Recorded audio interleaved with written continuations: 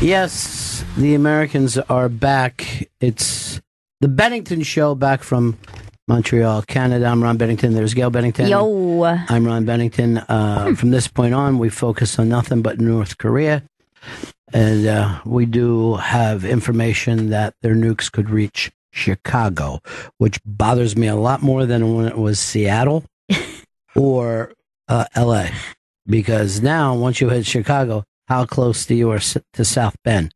And that is Notre Dame and touchdown Jesus. So, believe me, I'm going to make 2 firings, bring in 2 generals, and then we are on. I trust you. I feel like you've got this situation under control. That's all I want is blind loyalty to everything that I do or say. Just either repeat it in some way or, prop me up like what you demand. Right. That would really help me a lot, Like when you just get confused, just say you demand, and then that'll make me feel better. I'll just make a crazy fucking thing.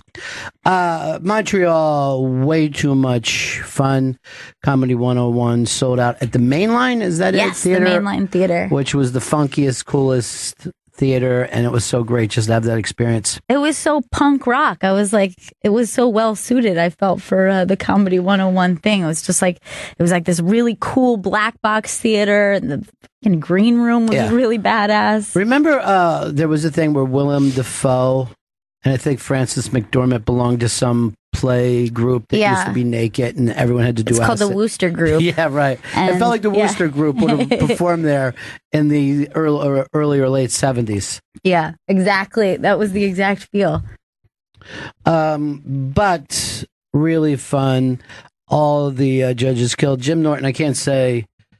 I think I've done 4 shows with Jim Norton in the last week. You guys are close. And he was incredibly funny in each one and differently funny. He adapted to the thing. Because everybody just thinks of Norton as his stand-up.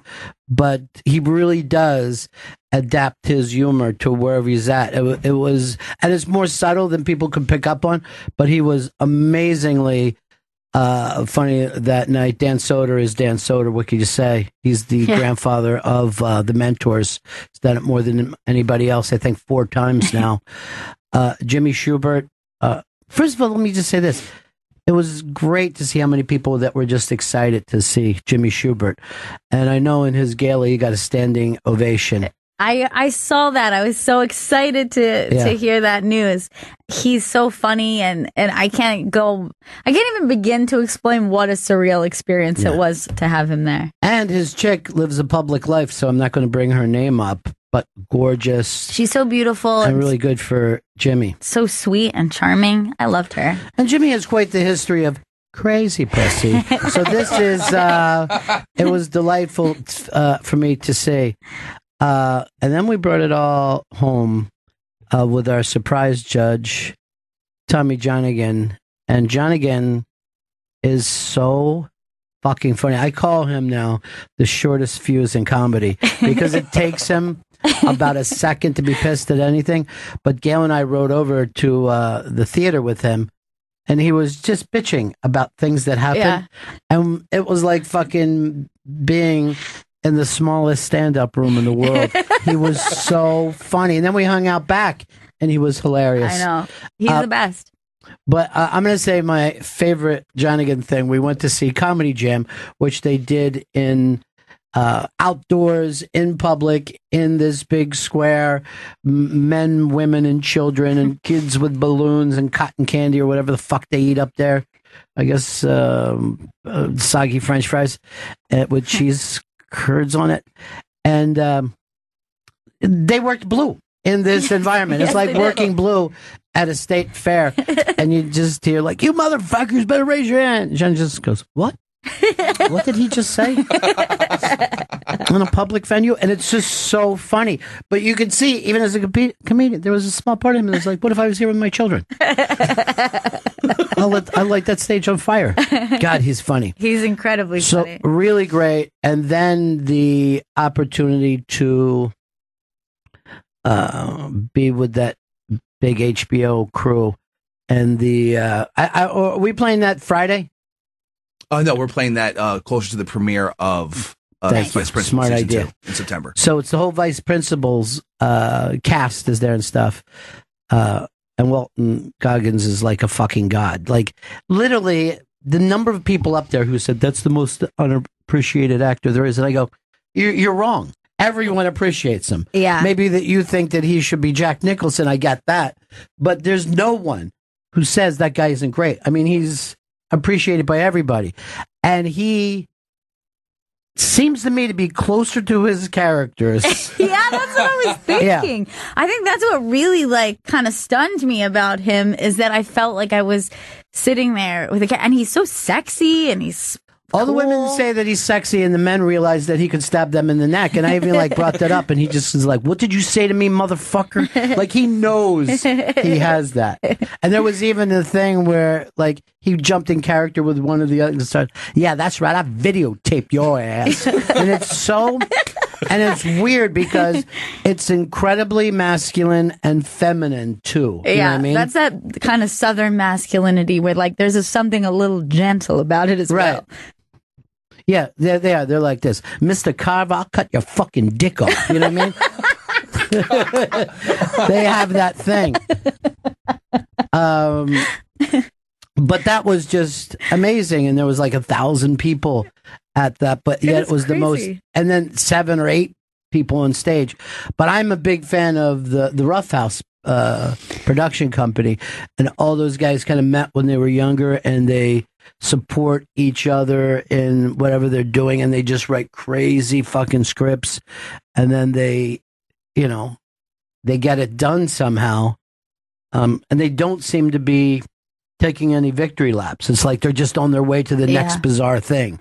Yeah, it seems like they have that approach with this project where you like, I felt like you kept on being like, what you did is really cool here. But you could see that they're like, yeah, and then we're going to do something else really cool. Jody Hill is very quiet kind of guy, but incredibly charismatic, man. Yeah. Just really, really was fun getting the chance to meet those cats. And the whole thing was fun. I feel like I only got to see you guys every once in a while because you live a very late night, all of you. You're out till 4:30 up there, because I don't know if anyone ever saw the movie Under the Rainbow, where it was about all the little people who were partying. And because they never got to, this was an actual thing that happened, right? Yeah.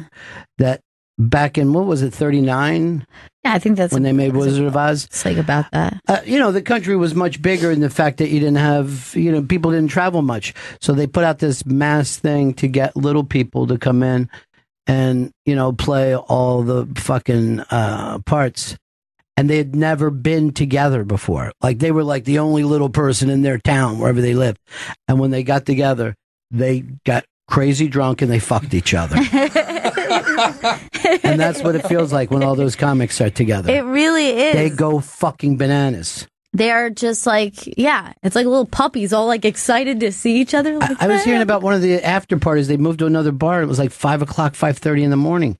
And they're fucking hitting it.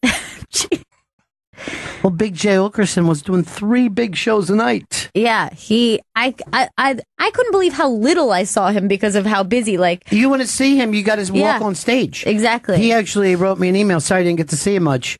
But the only time I really got to see him is if I was at a show, because he did the Nasty Show every night. Then he did What's Your Fucking Deal, and then he went down and did Comedy Jam every night. Yeah, and in that crowd of 15,000 people, Big J did crowd work. Yes, I watched him crowd work an 8-year-old, and that was like, well, this is pretty strange. How old are you? Who is this? Your mom? Yeah, this is your mom. Like, this is hilarious. Is that your mom with the big tits? No, he was so funny and rocking, classic Eagles fucking shirt, and I don't mean the band. But he was great, and he was great on stage and doing Nickelback. But by the way, everybody, people were trying to do Canadian bands to sneak it in. Yeah. Celine Dion got done. Yes. But when they started it with Yeah, you know what? This is the thing about those guys. It sounded fucking amazing. Yeah, the Comedy Jam guys can really fucking play. They're like great real players. life rock gods. Yeah, they are. Unfortunately, they announced on the stage, this is up on the iBang, that their show didn't get picked up. No. Yeah. That's crazy. I wish, and I know this sounds like really fucking, like narcissistic, but I wish I could produce that show from a TV show because I don't think they captured it. Right away, they moved to a theater. Yeah. Which TV always thinks, hey, we'll make this bigger, and really it's a fucking club show. It's a crazy drunk throwing beer on each other club show.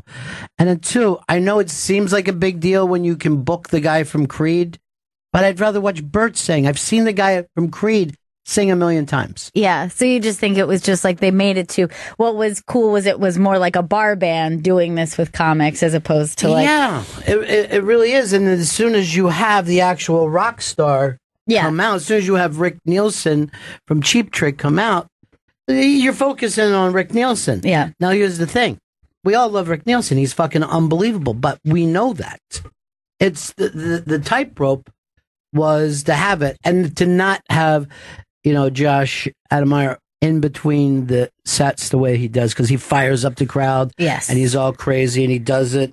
But that's a club thing. That's a cool, fun club thing. And it's fun to know, like, he's always going to run out in the audience. He's always going to grab people. He's going to be, like, jumping into the crowd. All right, so I want to go through. By the way, the Gail Meets Girls is up. You did? Yes, I did it the first night we were in Montreal, so it's up now at the Interrobang, and you can also download it on iTunes. It's Gail Meets Girls with Kate Berlant, who is so funny, and I'm such a genuine fan of hers. Yeah, me too. That was one of those people that it was cool for me just to see her on the street. Yeah. She looks great, too. Look at how gorgeous she looked when she came in. I saw her in the lobby, and I'm like, oh, man, she's hot. But because she never plays that way. You know what I mean? She always plays as somebody who's... doing, like, a crazy character. Yeah. That's what's always funny about funny women, is, like, you try to explain to people, like, the hotness there, and they're like, yeah, but really, she just got mustard all over her hair. You're like, yeah, but, a chick that does that, what else? That's party time. All right, so let's look at your Bennington. What do you call it, Bennington? Family photo album. So this is a family photo album. It's up on the Interrobang if you want to follow along. We're going to go through the pictures, and we've also added the last day of the trip as well. Right. So this is the kids at the airport. I flew out with Chris and Jen and Vito. By the way, let me just say this. Look how fresh everyone looks. Because I saw Chris and Vito a couple times. And once, I'm like, what is I guess saw you guys at breakfast. Oh, and both your hairs were just grease. And you're like, yeah, so busy I can't take a shower. I go, that's just not true. Yeah. That's not true. You have time to take a shower. Everybody's got 5 minutes for... He has time to smoke, to walk outside and smoke. Several cigarettes. But doesn't have a chance to walk under some water. It's more important to smoke than get a shower. I know, so just say that. Say I'm taking my shower time and filled it with smoking. I have priorities, Rod. By the way, I noticed this just from the aftermath of the last flight. Look at the way his hair looks feathered right now. Yeah. It's like something about this trip has just feathered his hair. So where are you, at the airport there? Yes, this is at the airport. We're all fresh-faced and happy and excited for our big trip. All right, let's see the next one. This is after the first tragedy of the trip, when Chris found out that he would not be getting his duty-free cigarettes. And look, I have seen Chris have quite a number of meltdowns in my life. I would have to say this one was borderline the scariest, saddest, and just also like this could go really, really south. Like it almost wasn't fun. At JFK, how duty-free works, you go to the duty-free store, you buy your liquor or your perfume, or in my case, your cigarettes, and then they take it, they give you a receipt, say at the gate, we will bring your duty-free items to the gate. Why? I don't know what I've never heard of this before. It's happened to me before, I think at JFK for like international flights. Why do you take JFK? I don't know. I try to tell you, Newark is so much more relaxed. Now, and please go to the iBang and look at this picture because I'm going to have this picture blown up and signed by Chris because this is the Chris Stanley I know. Yes. This is real life, like not fun upset Chris. This is like true. This light rage. And people think that Chris just explodes with his anger. And he explodes with his anger when there's not much to be angry about. But when there is, it's this inside thing. So let's say this happens to me every Unmasked. And if the Unmasked person, I'll just say Michelle Obama, so I won't use a real person. Michelle Obama will be running 2 minutes late. And I have to go do the interview. And I just see Chris. I go, "What's up?" Nothing. And I go, "Something's up. You look like you're fucking Rumpelstiltskin." And he'll just go, "Michelle Obama's a fucking cunt." And then I go, "Why?" And she's 2 minutes late. She's fucking. And I just go, "This is nothing to be this angry about." She's fucking so this wrong. But I do get you here because all you do is talk about your cartons of cigarettes and you didn't get them. And he dropped $90. I'm paying $4 a pack for cigarettes here. I'm happy. I'm like, I'm going to have a bunch of fucking cigarettes. They're like $15 up in Montreal. So I get to the gate. There's not there. I sit down. I talk to both stewardesses. I'm like, "Miss, the duty-free people aren't there. Could you talk to them? Could you find out?" When she replies, "Oh, well, I don't know about JFK, but I'll talk to the person up front to see if they come." Yeah, well, first of all, if you're on a plane, you're a stewardess, this is the last thing on your fucking mind. And that's what I was thinking, too. I was like, I'd like safety to be number one priority. Chris is fucking duty-free, last priority. Please stop getting their attention. So I'm sitting down, and it's getting closer to fucking takeoff, And I'm leaning and staring down the fucking, the row, like, did you just get a bag of cigarettes? We say what you're doing. You don't even have to explain it. No, because this is the face that you're seeing here is the moment that she has to come up to him and go, "Sir, we called over to the duty free. They haven't answered. We cannot delay this flight, so we will be taking off." We can't delay the flight. And Chris literally just goes into this pose, and like the good friend I am, I just turn and snap a picture. First of all, you should have been doing video because he was about to be the guy that they carry off the fucking plane. I thought for sure, like, that's how scary. My fucking cigarettes! There's Roger with my fucking cigarettes! Oh my God. I'm going to defend Chris just by explaining. You don't know how important cigarettes are to him. Thank you. I took 11 fucking months off or whatever, and now I'm back in, and I need them. This is the difference when I'm in Montreal. So in Montreal, the duty free is gigantic, and they force you to walk through it. Yeah. Right. So I go by, and I go, Cuban cigars are here, right? But I'm going, I can't buy Cuban cigars because I'm taking them to America, and we have, it's the last thing I fucking need. So I say to the girl, I go, "You can't take Cuban cigars to America." She asked this gentleman. There was a guy there. He goes, "You can take 50 back to America." 50? So the Cuban cigars are, even if you were buying them in Canada, they're half the fucking price that you would have bought in Canada, right? Yeah. Half the price. Wow. And then I look at this one thing, and it's, pretty expensive. And I go, even at that price, that's still kind of, he goes, "No, not only the taxes are off, but these are Canadian prices. So figure $30 off every 100 is off." So they've taken these things. So I just leave like we just fucking invaded Cuba.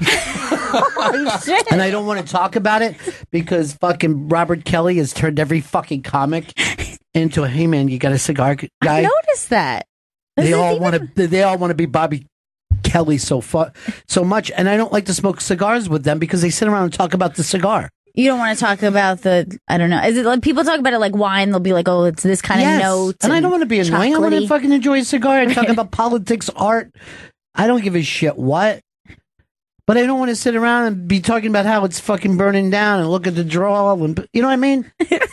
I smoke like a guy in a fucking junkyard, not some fucking weirdo who thinks about cigars all the time.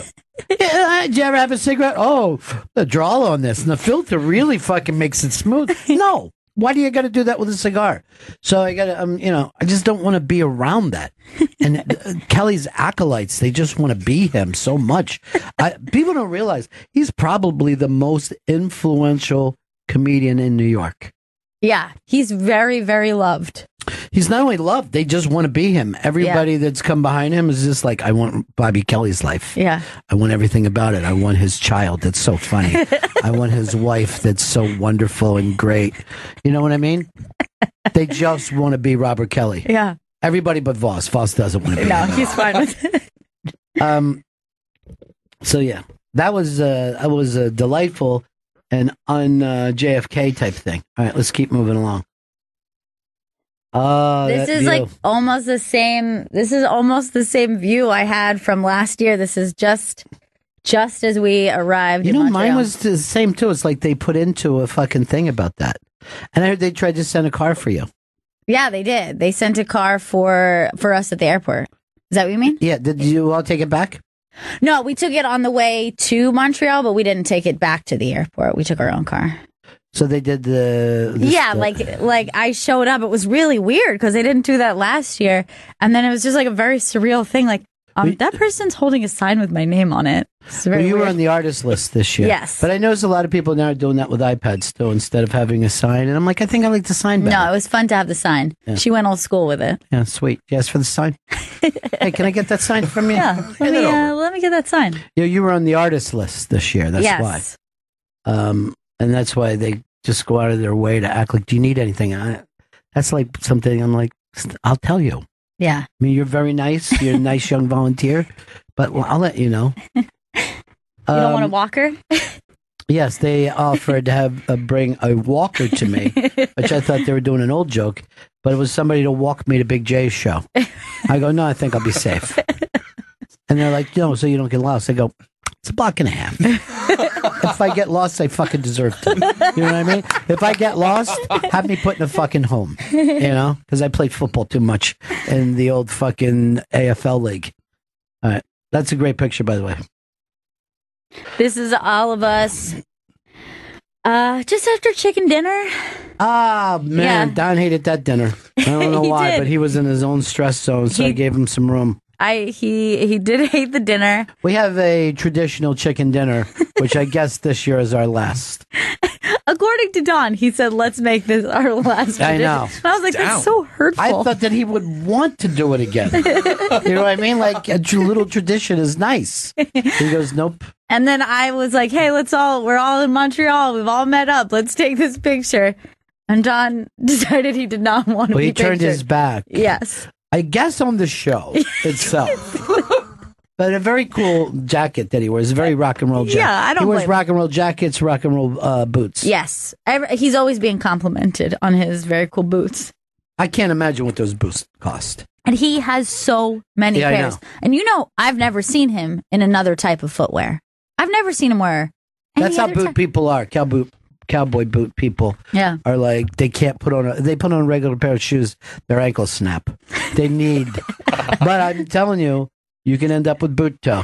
Oh yeah, boot foot, which is not unlike, the same thing that happens to your foot if you wear like pointy stiletto heels, is you're crushing your toes into one tiny space. You should see Steven Tyler's toes.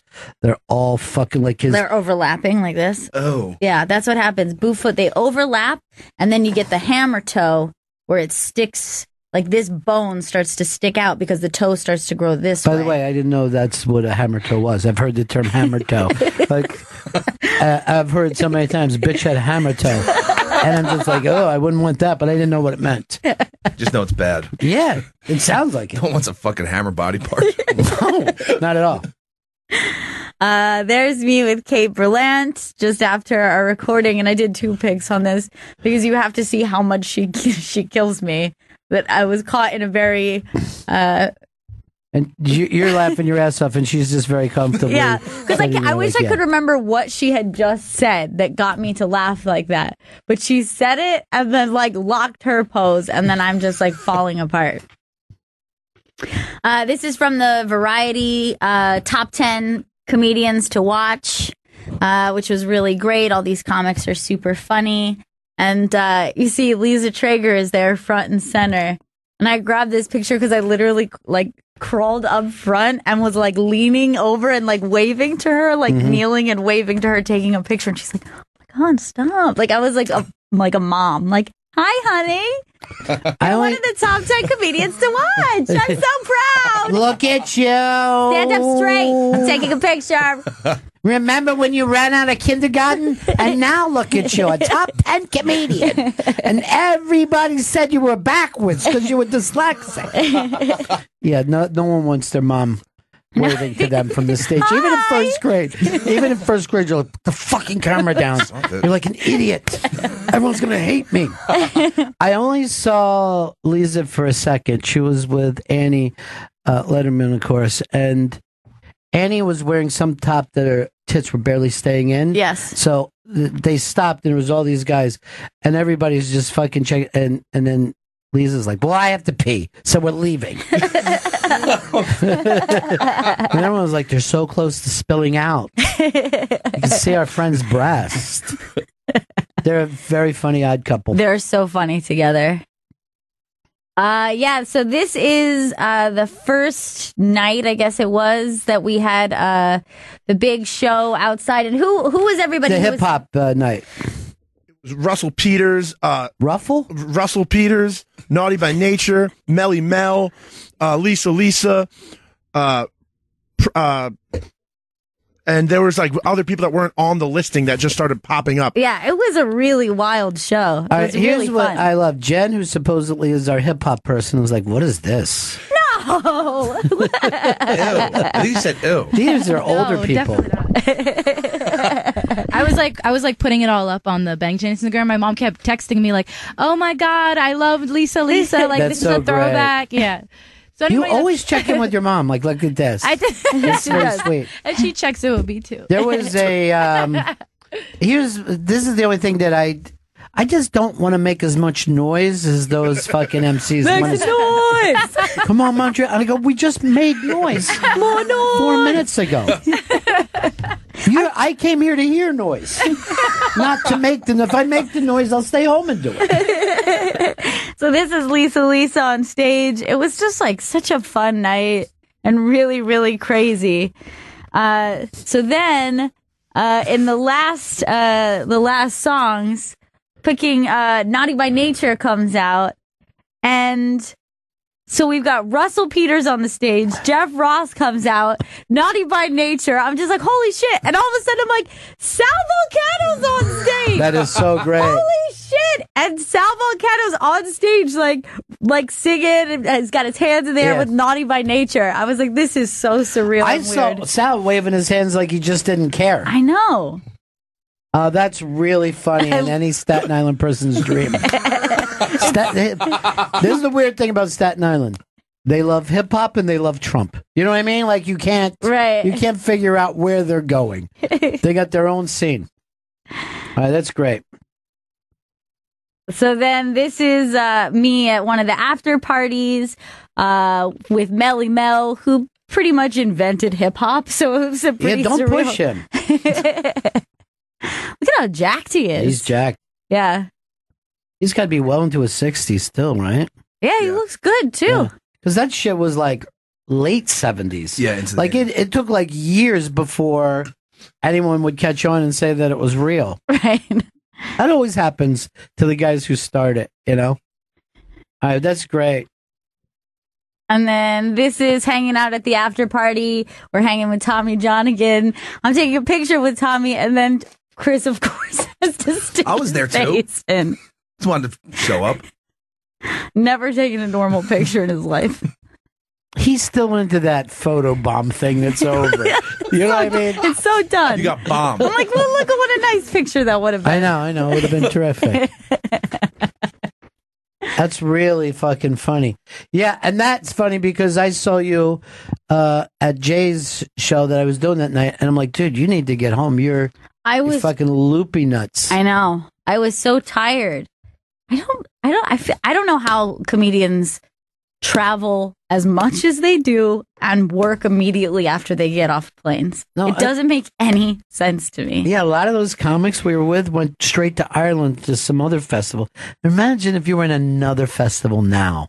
No. You're like, oh, where do you eat breakfast? And what time's the party? And you know what I mean? You're just exhausted. Did the maid come in and do my room or not? I need my bed. I need my bed. My stuff. Room ready? There was, I feel like I'm giving it away. I'm not going to say who the comedian was, but they were people kept asking him to do podcasts and stuff.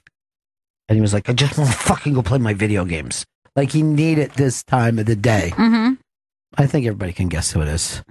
But apparently everybody wanted him on a podcast as well. Really? Yeah. And he doesn't like to turn people down. But it took away from his video game time. Yeah, that's important. All right, there's the theater with the Comedy 101 stuff. Yeah, so this is us checking out the main line. We walked over there, checked out the space, and we were psyched as soon as we saw it. We're like, this room is so awesome. One of the best green rooms I've ever been in. So. I know, it was really cool. Yeah. It was like somewhere between like a theater and like a rock show, kind of like a rock venue green room. Here's us with Jackie Robinson. We gotta always get a mural picture. We like to get a nice mural picture. And when I was a kid, I'd always read all the Jackie Robinson books. And before he played in Brooklyn, he played minor league ball. The Dodgers had a minor league place that used to draw really well anyway in Montreal. And then there he was. Everything that happened later in America where, this black guy should be playing here. This is great. Yay. Yeah. Happened in Montreal first. And Jackie always loved Montreal, and Montreal always loved him. That is so cool. Seeing that. And then you just see a giant Leonard Cohen thing somewhere else. Oh, I know. That was so wild. But I like this picture because I feel like it's me pictured with two legends. Mm-hmm.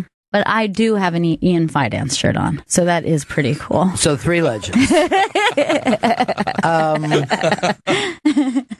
gotta think more to do with Ian too. I know, fucking great. He's really funny. I got complimented on that shirt. It was like somebody came up like, "Hey, awesome shirt." Oh, I thought that was a Metallica shirt, and I was like, "No, it's Ian Fidance." He's the Metallica of comedy. More important for you to know.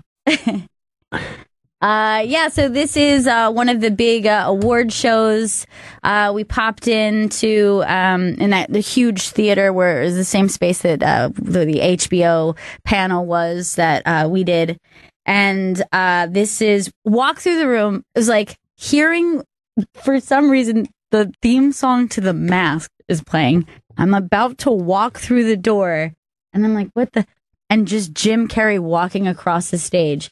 I swear to God, it was like seeing Santa Claus or something. I really, really was starstruck, and I was like standing in the back of the room, and I was starstruck. I think Jim Carrey kind of gets that people feel that way about him. You know what I mean? Because he isn't out enough to be, for people even to be comfortable with him. It still feels like he's a movie wherever he goes. And also, again, we talked about this before. Like he was somebody who, like, as a kid, I didn't think there could be anyone funnier than that. I couldn't believe he was a real person. Well, this is what happened. In 94, he puts out, this is his first 3 big movies, and they all come out. Ace Ventura, then Mask, then Dumb and Dumber. That's all 1 year, right? Yeah. Like a spring, summer, fall, winter. So in 95, all those things were available on videotape. Yeah. And you and your little brother would watch them constantly. And it was like that, and probably like Happy Madison was around the same time. Mm-hmm. So that, Sandler and Jim Carrey and Sandler always mean a lot to me, because those were the first people that me and my kids were laughing at the same stuff together. And I mean, fall off the fucking couch laughing. Yeah. You know what I mean? And he's no different. I mean, he was accepting this award, and it was just like, wow, he's really like Jim Carrey. Like, I just was like so floored by him. It's just, he's a really cool dude. So this is him getting the remember, everybody would talk like him. Yeah, then it was a very big little impression. Kids would just act like they were Ace Ventura. Alrighty then. You're like, yeah, kid, stop it. It's a good impression. Yeah. But everyone's doing it. 3 years later, it was like, yeah, baby. You know, Right. just like, Miss those times. So yeah, that's him getting the Generation Award, and then following that show is like one of the best shows to see if you're in JFL, and that's Andy Kindler's State of the Industry. We were all there for that, and it was so funny. there was a moment where, because Gail and I were sitting next to each other, that we were doing that slamming shoulders. We were laughing so hard, and I saw him on the street, and every time I see him, he asked about you. But I brought that joke up to him, and he goes, "That's brand new." And he called his wife over. He was like, "The Benningtons really love that." I didn't know whether it would work, so I guess we shouldn't give it away. I won't give it away. But just do like the punchline, because nobody will ever see that. But the punchline. Like when he finds out what he did was wrong. And he's just like, what? What? Like there was a moment of him saying that. Yeah. That it was just like so incredibly funny. And throughout the whole weekend, I would just think about a joke that he said during that time. He was amazing. And I would just start laughing to myself. Like I would just be like upstairs into my hotel room, like getting ready, and then remember another joke, and then text you and be like, oh fuck, remember this part. I mean, he really is so funny and so silly. And you try to pop into these shows, but we fucking locked in for all 45, and we're just fucking rolling. Yeah. Here's Jen meeting wrestling legend Virgil and Jen is looking up as if like he has a halo over his head. What are you looking at? I don't even know what I was looking at, but it was like he just kind of flattered me and was like very charming, and I was just like, oh my gosh, like that's what that was. You know what he's known for, right? Biggest penis Oh gosh. in wrestling history.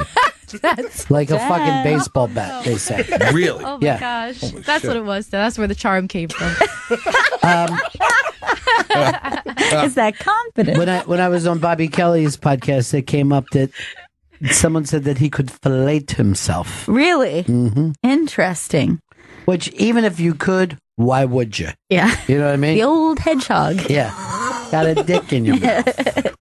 Is it gay? I don't know. Yeah. I think it goes without saying. You're sucking dick. Yeah. But stroking a cock, if it's your own, not so gay. Oh, no, not at all. Yeah. No. Because I still feel like you can do that with a woman. You know what I mean? Like, yeah. look at this. But you can't lean over and blow yourself and turn on a woman. Ew! She just runs out. Paul Feig broke his neck attempting to do that. Our Really? friend. Yeah. It's in his book. It's, believe it or not, and then he had to lay there. And believe it or not, you got to read the books of when he was younger. He was so uncomfortable. But because it's really funny, cringy.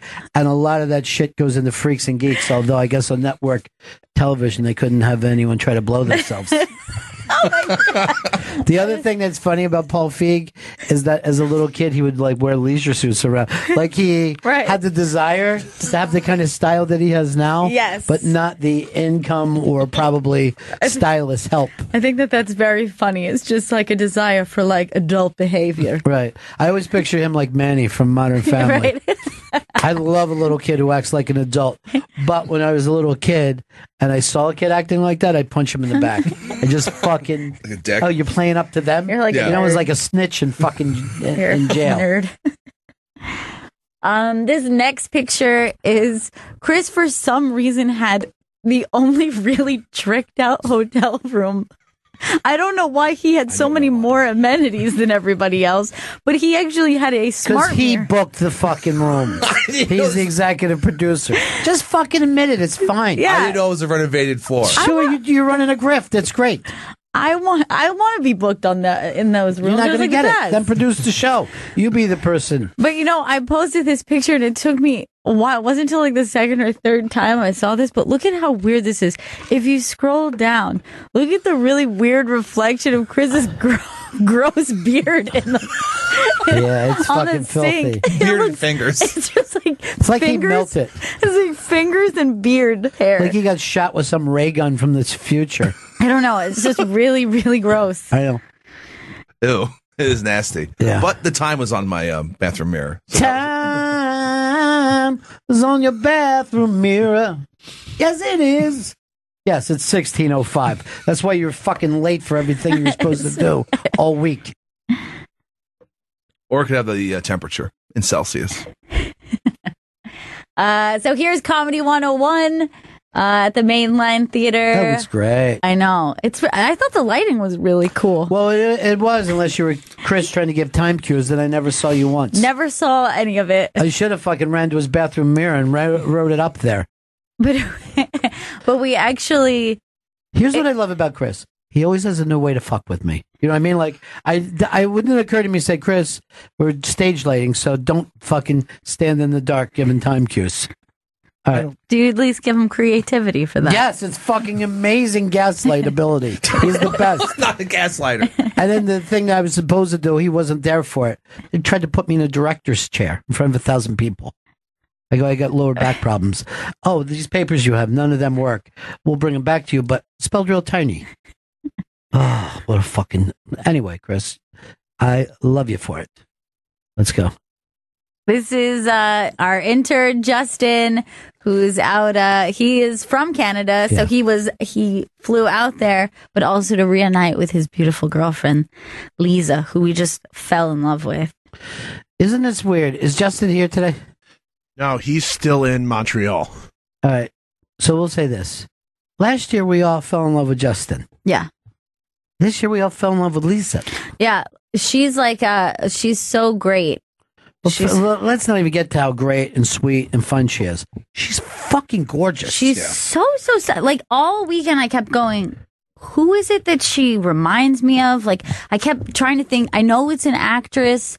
I was actually thinking she's very much like young Cameron Diaz in The Mask. Like, she reminded me kind of her, but kind of Kirsten Dunst. I couldn't figure it out. But she has, like, true beauty about her. I'll tell you who she reminds you of, because I have a better memory than most.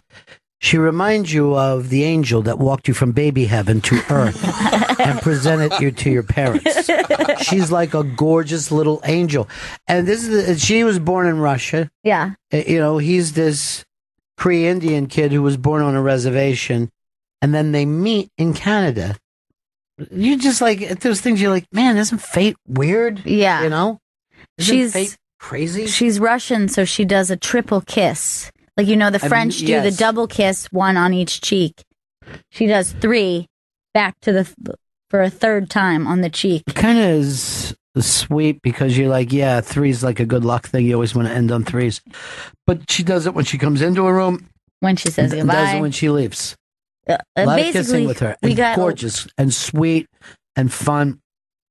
And Justin looks even better with her. You know what I mean? Like, he's a good-looking kid. But they're a handsome couple. Yeah, when you see them together, you know, it's quite frankly the captain and Tennille. I'm going to go that far. Like the captain, you're like, oh, fun captain's hat. But you had to see him with Tennille to say there's an attractive couple. I think everyone gets that reference. So this is at the big. Now, what is this? Is it Funny or Die? So this is the Funny or Die after party. What is this, a pink, sick fucking thing? Yeah, well, you know, each of the tents have like different colored lights, so that's why it looks pink in that room. But so, you know, it's always a star-studded event. And this is a little picture we captured of Jeffrey Gurian just working his network skills with director Mike Bonfiglio in a very funny moment. The funny thing is, we had just been sitting with Mike, and then we watched Jeffrey walk over, and we're like, what's he doing? Is he going to take a picture? We're like, seeing him take down his contact information. I saw you talking with Judd, so I want to get in with you. Jeffrey said something so funny to me the night before. He's like, I like to get to the airport 7 or 8 hours early. He said, I go, why? Because I just like to know that I'm where I'm supposed to be. And then he has all of his like flight information and the itinerary, and he puts the same thing in all different pockets because his OCD makes him think that he's going to miss it. So he's come up with a backup plan that he's just constantly. He has the information in any pocket he goes to. Everywhere that he goes to. I like this. This is actually pretty smart. It is for an OCD thing. It's very smart. But now I think he's like, is this the correct pocket? Because I have that particularly with, traveling international because of the passport situation. I checked my passport, I would say anywhere from 20 to 30 times in the airport. Okay. Yep. Still in the place that I put it. I also went in every time I went back to my hotel room and made sure it was still where it was. I had that weird thing where it was like, it had been 2 days and I'm like, I just haven't looked at it. I just wanted to just make sure it's still where I left I am an American.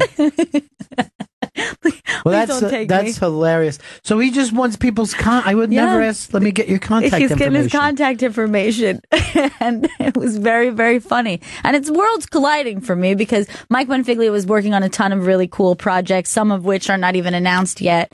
And then to see him like talking with who I'm also friends with him, and then to see him talking with Jeffrey was just like a very funny. Yeah, moment. you were friends with him before he did any of this stuff. Yes, you were in New York friends with him, and then I remember when you told me like. He's scheduled to do your show. Yes, something. It was really cool. Was he scheduled or no, it was before he became even that well connected. Yeah. And I put him on the show here for Bo, because he did the Bo 30 for 30. And I love that documentary, and he was a friend of yours. So yeah, he has known my boyfriend since college, and they're old friends. So and that documentary is unbelievable. Maybe my favorite 30 for 30. Yeah, it is. I'm not going to lie. You could say it. But it's Bo. You know what I mean? All right. What do we got? This is just memories of So this starts our last full day. Yeah. By the way, greasy hair. There it is. Greasy hair. And so I like that there's like final full day, and this is their last outfits that they've picked out. Mm-hmm. They've saved the best for last. And I'm sure they've worn each of those pieces on a different day. This is them just putting them together, feeling like they can trick people. Chris, I don't know how to explain this to you, but I've said it many times.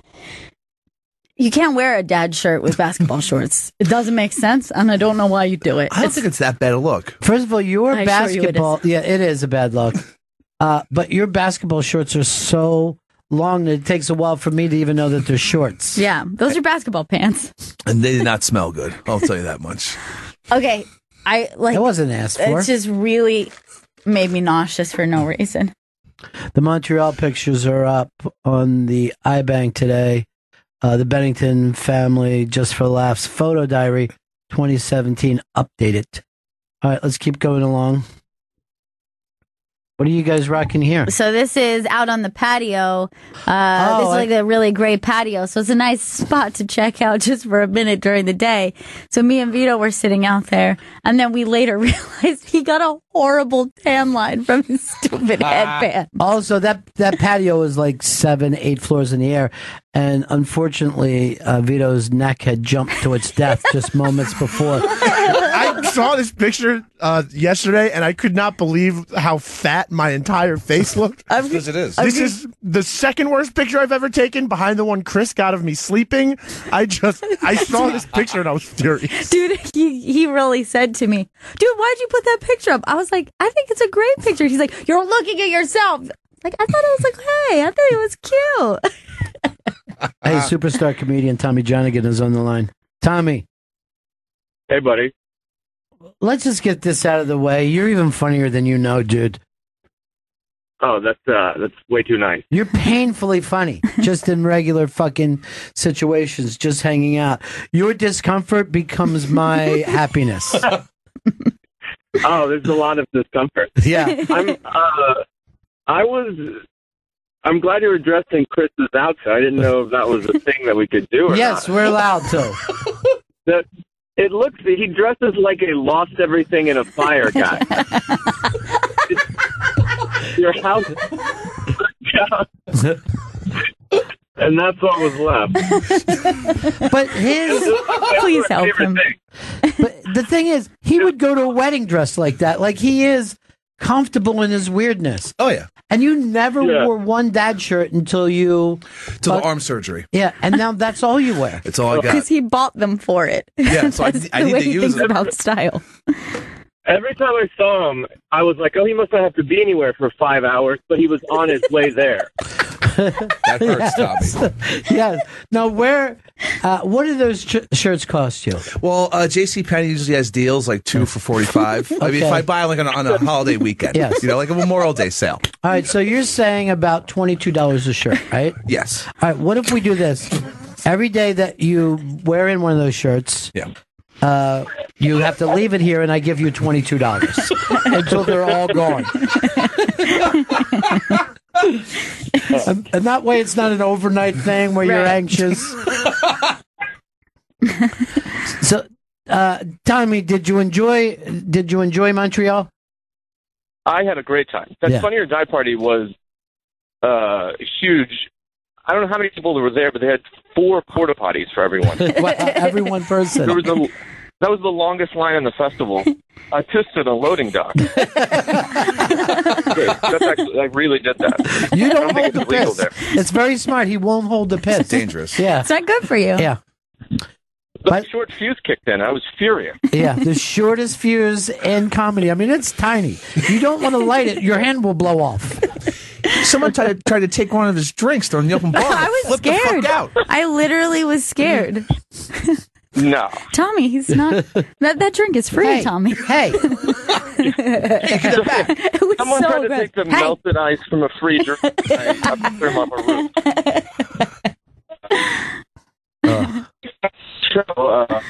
Great. Tommy, did you jump on the Cuban deal when you're leaving the country? No. I ordered them I think I told you I ordered them from Belgium, and they're a little expensive up there. Yeah, but there's no tax, and the Canadian money thing, you get the kickback off, so you could get. Oh, maybe that's where I got fucked. Yeah. You could get a sweet fucking no tax plus 30% off every dollar deal. And it was $50 a piece. I was very surprised about it. I didn't know this gimmick went by. Because I never order overseas because I figure they'll somebody will be mad about it. Yeah. But now, this under 50 deal, maybe this is the way I got to go in my life. I just need to have it delivered to Vito's house instead of mine. It's a whole Everything new world. takes place under his name. It could be the drop. Yeah.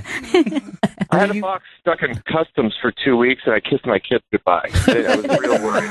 It's just a hard phrase to hear someone tell you. It's stuck in customs. I'm like, I guess I gotta go. He keeps a bag packed in case he's got to fucking blow town at any moment.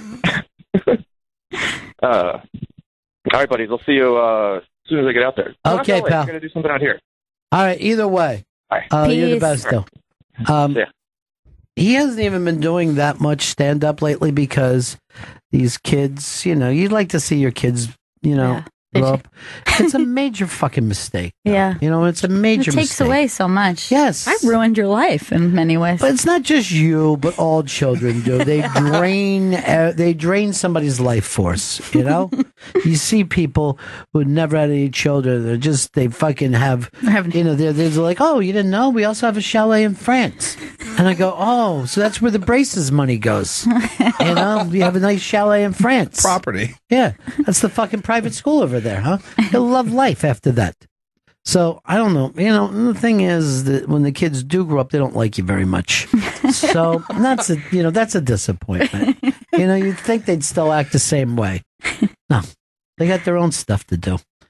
All right, what's the next picture? The next picture is the whole cast of vice principals just after the big panel that you had done. Oh, yeah, this is when my neck rushed to see if Vito's neck was okay. Great pose there. Way to be the fucking shortest person at the HBO gala. All right, the girl all the way at the end that plays the crazy girl? Uh-huh. Edie. I hear, hey! And she's in the airport when I'm there. Really? And she's like, dude, great time yesterday. She's so funny. And she's so on that show. Like, she takes crazy pussy to like the next level. Yes. And then you're still like, you're watching that show and you're like, yeah, you should do it. You know what I mean? Right. Like, I know this is going to cause a lot of problems, but go ahead. I saw Danny McBride in the airport and we passed each other and just give each other like a what up. We met each other briefly. We don't really know each other. That's plenty. But I was like, that was pretty cool. All right, let's see the next one. So Chris's neck has rushed over to see if he can help me. So in this picture, this is when I realized that Chris was wearing the uniform of everyone at Great Expectations. Oh, shit! I didn't even see that. There's all the servers. This is Oh, my God. Oh, my God. I never would have even caught that. Holy shit. I just could not. I was like, Chris, just stay where you are for a second. What? They get fucking paid to dress like that. You don't have to. That's one of the nicer dad shirts. Same shirt as the whole crew from Great Expectations. And they all had to congregate around me, didn't they? See if I was picking up anyone's shift. I think they should hire you. All right, let's see the next. This is outside the huge, massive stage of the goddamn Comedy Jam that was so much fun. Full photo cred to Ron Bennington in a very rock and roll photograph. Yeah. I saw you guys look. I didn't know that I took that shot. I just thought it was because Jay was on stage then. Yeah. There's Jay hitting the stage. You can see what a massive space it is, and we're pretty close considering. I mean, that audience went way fucking back. You look at that. That's a great picture. That's all of us excited for rocking out with Jay. We love the Comedy Jam. So much fun. It is so much fun. It's everything you need. It's rock and comedy come together. But see, this is the thing that always gets to me. Part of the fun is that song. You know what I mean? Or whatever it's like, oh, what a great picker. What the fuck were you thinking with that pick? And then going, this is working. You know what I mean? Some people are like, you don't think it's the best song, but it's right in their register. Yeah. So you're like, oh, that's smart. Dude, Jay doing Nickelback, at first I was like, is this going to be a very poor choice? All right. Who's the girl who did Adele? The rolling in the... That's Dulce Sloan. She was on fucking believable. And then you realize you're like, okay, some of these comics, they're like literally show business people. Yeah. They can sing, they can dance, they can fucking write, they can direct, you know? Yeah. You don't just sit around a microphone and just talk about a trip for an hour. Well, Sashir Zameda also did Celine Dion, and she was just belting that shit out. It's like she could go to Broadway tomorrow. I spoke with her at the after party that night, and I was like, was that really weird? Like, did you just feel like a pop star? She's like, yeah, I was surprised how comfortable I was with the whole thing. Well, we've all watched fucking rock stars our whole life, so you know how to act. You know what I mean? You saw she was like working the stage, and she said that she didn't do a tech rehearsal with them or anything. So everything, she's like, they hit that lighting cue, and she didn't think something like that was going to happen. And she was like, I just embraced it. And then afterwards, was like, whoa, that was pretty weird. Yeah, it was cool, man. It was real cool. This is a demand from Vito to have his favorite ice cream. What is this ice cream, Vito? Chocolate favors. Yes, we all know, Chuck. Because I'll tell you why. You bring it up every 5 minutes that we're there. And here's what I want to do next year. Just get off the plane, eat a fucking chocolate favor. I agree, 100%. So I don't have to hear about it. I want this to be the first meal that we have from now on, is he gets his favorite ice cream in Montreal, and we don't have to, because he would be saying it, and it would be like, you know, like we would just eat a meal and it would feel like it was 100 degrees outside. And he's like, maybe this. I'm like, I'm not eating ice cream right now. I don't want to eat ice cream right now. I'm going to puke. It would be like right before a show. I'm like, I will throw up. What do you mean? I thought hot weather was when you eat ice cream. But this ice cream is unlike any other because it's like dipped. But the dip is not even like that. You know, like that like hard shell dip? Yeah. It's not even like that. It's not thin. It's like thick. You've stuffed a candy bar full of ice cream. It's like so thick. I declined to go this year to Chocolate Favors. I went last year. You were taking a shit. That's why I knew where it was. I could have found it around the goddamn corner. Not as long as you were in there. You're gone. You're gone a long time. You know, only infants tell you every time they have to go to the bathroom, and Chris. Yep. They're the only ones who are like, they tell you it's poop time. Yeah, it's so not necessary. You can just take a moment for yourself. Half-Ass Not wrote to us and said that the pictures are great, but looks like it's not hot enough there. Let's go back to Texas. I'm going to tell you the truth. To me, Austin is still more fun. Austin's the one that's got my heart. Yeah, Austin was really fun, particularly not only because of, it's just a great place. It's a great town to be in. But the amount of people who were there to see the shows that we met were just cool, so cooler fucking people. cool. People in Montreal, they act more like the audience. Yeah. You know what I mean? Like, oh, we're audience and you're performers. But down there, that was a real cool mix of everybody being together. Yeah, we met a lot of really, really amazing people on that trip. We met friends. Yeah. We met friends.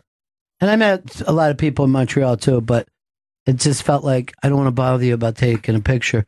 Where in fucking Austin, I'm like, hey, let's hang out for the next 2 days. Right, exactly. You know, and I'm like, why would it be a bother to take a picture? It takes a second. Yeah, I give, just from the waist up. That's all I ask, the waist up. That was it. Oh. Sweet. I think I have 2 more on mine. Right here. Oh, Chris hasn't updated yet? Yeah. What a cock. What a fucking cock. I don't But- want to be a cock. What do you got? So here is this is the after party. So this is maybe one of like my most favorite moments from the whole trip. We meet Howie Mandel. And honestly, he just floored me. He is the sweetest, coolest person. Howie's great, man. He was so, so incredibly sweet. You talk about guys that have done so much in show business too, like literally everything. Yeah, he's And then he's still legend. out there every weekend too. He's absolutely legendary. And that's the kind of surreal stuff. That's what's really great about Montreal is the amount of people that you get to meet that you never would have gotten a chance to have a conversation with. And I have to say, he's like one of the coolest guys going. He's such a sweet guy. You know, whenever one of these magazines does like the top 100 comedians today, blah, blah, blah, I'm always like, really? Because Howie and let's say Brian Regan are outdrawing them wherever they go. Yeah, you know what absolutely. I mean? Like those guys are always out there doing shows and their audiences love them. That's a really cool picture too. I love it. Now, And you can see, like, look at, we're all just like little kids. We're so giddy to be there hanging with him. and that's your plane coming back? Yeah. So What were you on, the Almost Famous fucking crash plane? Dude, 100%. It was so weird. We pull up and they're like, hey, so we're taking you to this one hangar. It's far, so we're going to have to take you a shuttle. So we're walking off the plane like we're like the Beatles or fucking ex-presidents or something. It was crazy. Right under the tarmac. or Buddy Holly. Yeah. Look, that plane is so small that the fucking door is also the steps. Yes. It's not even big enough to bring up the steps Nope. like the old days. Because that's what I was thinking. I was excited. Like when they first said it, I was like, oh, cool. We're going to get a stair car like in Arrested Development. Right. And then I was like, nope, our plane is too small for stair car. That should be a private fucking jet. What was it, one seat on each side? Two on each No, side. two on Jesus each side. Christ, you must have been really fucking packed in there then. It was very tight, and then one-on-one in one-on-one for the first class, and then coach was like 2 and 2. My flight was so annoying, I was praying for a crash. Oh my god! I had a guy in fucking, that was the first, I called him Evil Ned Ryerson. He was fucking, saw him yell at somebody, like doing, like he felt like he was doing bits. He announced everybody's name in first class, like, and what will you be drinking, and was doing it very loud. He was so fucking annoying.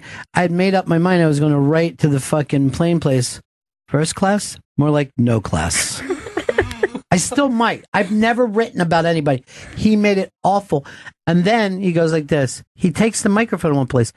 I've got some really bad news. He says on the plane, What do you mean? we're out of club soda. I apologize. He's making an announcement to fucking 8 people with the fucking thing. That is so fucking dumb to say something like that on a plane. I can't even imagine. They have flown with me. I'm telling you, Vito. Could you imagine what I would have done if I would have heard somebody say that fucking announcement? If the Bing! Ugh. He looked just like him. And then wanted to know, oh, Flyers fan? Jesus Christ. Rangers? I'm old enough to remember the Broad Street Bullies, and I'm like, I'm picking up my Steve Bannon fucking book and just putting it up to my face as close as I can to use it like the way Paperface hides from the world. We didn't bring up Chris's friend Paperface. Fantastic. He's the best. He's unbelievable. And he But loves you somewhere guys. in there, I think there's a picture of me with Paperface. I don't know where it went. He showed up at one of the after parties. Wearing a paper face? Yes. Yeah. Holy shit. You got to be careful with that nowadays. They don't like people with their face covered. No, they don't. Paperface is fucking unbelievable. We got to do something with him in New York. He's down for anything. He's a very cool dude. What I loved about him at Comedy 101 is he's getting bashed, but because there's a fucking box over his ears, he can't hear it. It works out. He gets off the stage like, seems like I killed it. Look, Montreal's own Jeffrey Gurian. Jeffrey. Hey, guys. Bubba. Crazy, right? Looking at all those photos. Yeah. Unbelievable. Did you enjoy... Waist up, I heard you say. Waist up. Yeah, waist up. Every picture has to be waist up. Two of them. Did you enjoy Montreal this year? Yeah, it was amazing. I'm still recovering. I am so fucking tired. It's just crazy. There's something... I'm not used to those 5 a.m. nights, man. I haven't done that in a while. But you always have the same Montreal date every year. That very pretty woman. Well, just 2 years, actually. 2 years. She's your Montreal wife. Exactly. Yeah, and it was fun. It's nice running around with somebody who also enjoys comedy. You know, just to share that, because it's fun to laugh by yourself, but it's even more fun when you're laughing with somebody. It's actually sad to laugh by yourself. I didn't even realize that until you said it now. It makes me feel crazy. I'm not going to lie. I lead a very sad life. I'm used to that. You know, today I was there's like a movie theater like fucking 20 yards from my house. And for people around the country, when you're walking in New York, and then I saw the Baby Driver is playing there, and I'm like, and I said to the cab driver, I'm going to go back and see Baby Driver again, because I had no one to share it with. And I just said to him, have you seen Baby Driver? I'm going to go back and see it again. I really want to go see it again. Well, you know, come over for dinner one night. We'll go see Baby Driver. I saw it. It's great, right? It's so good. Yes, it's a baby driving. I mean, what more do you want? But I have never seen a movie more than once. I admire people who have the time to see a movie over and over again. That's crazy. That can't be true. I swear. Well, you know what? Also, I don't even remember what movies I've seen. I can watch a movie and halfway through, I'm thinking I'm watching it for the first time, and I'll see something that reminds me of... It's probably the same movie. I saw this already. That you're watching over and over and over. It could be. It could be. My memory is shot. I don't know. It's just very weird. Did anybody see Dunkirk yet, by the way? No. I haven't, no. You know, I want to go see it, but I feel like there's going to be some fresh-faced kid that's going to die. I'm going to feel bad. Spencer Berger just told me he saw it. Did he love it? He said, yeah. Okay, good. All right. Burger's on their side. Yeah, I didn't know that. Burger. So, Jeffrey, what was the funnest thing for you? Seeing that movie over and over? Yeah. You know what really meant a lot to me was being able to interview Jim Carrey. I think that was the most special moment of the whole thing for me. You know, I was approved to do both red carpets, the Kevin Hart thing for LOL Network and the Just for Laughs Awards. And it was really special. You know, Trevor Noah, the Comedy Person of the Year award, and it was presented by Jeffrey Ross. And, well, hold on, your phone's breaking up a little bit. Oh, is it better now? Here's one thing that Jeffrey said to Jim Carrey that I thought was perfect. When he was done with him, he goes like this: "Now carry on, my." No, he never said that. He never called him his wayward son. Carry on. No, I thought it was very cool because during the panel the night before, someone asked him if he would think of returning to stand-up, and he said something like, "There's no more Jim Carrey to sell. It doesn't exist." And then he left it at that, and I was really interested to find out what he meant. And it was because it was like a very existential kind of thing. And usually red carpets are very superficial. You know, what's up? And, you know, it's very quick because publicists are pulling people away. But we got to talk about that. And he said something like, you know, that we spend our whole lives trying to invent ourselves and figure out what this is all about. You know, we're just our ethnicity, our culture. It's all given to us. It's all an idea.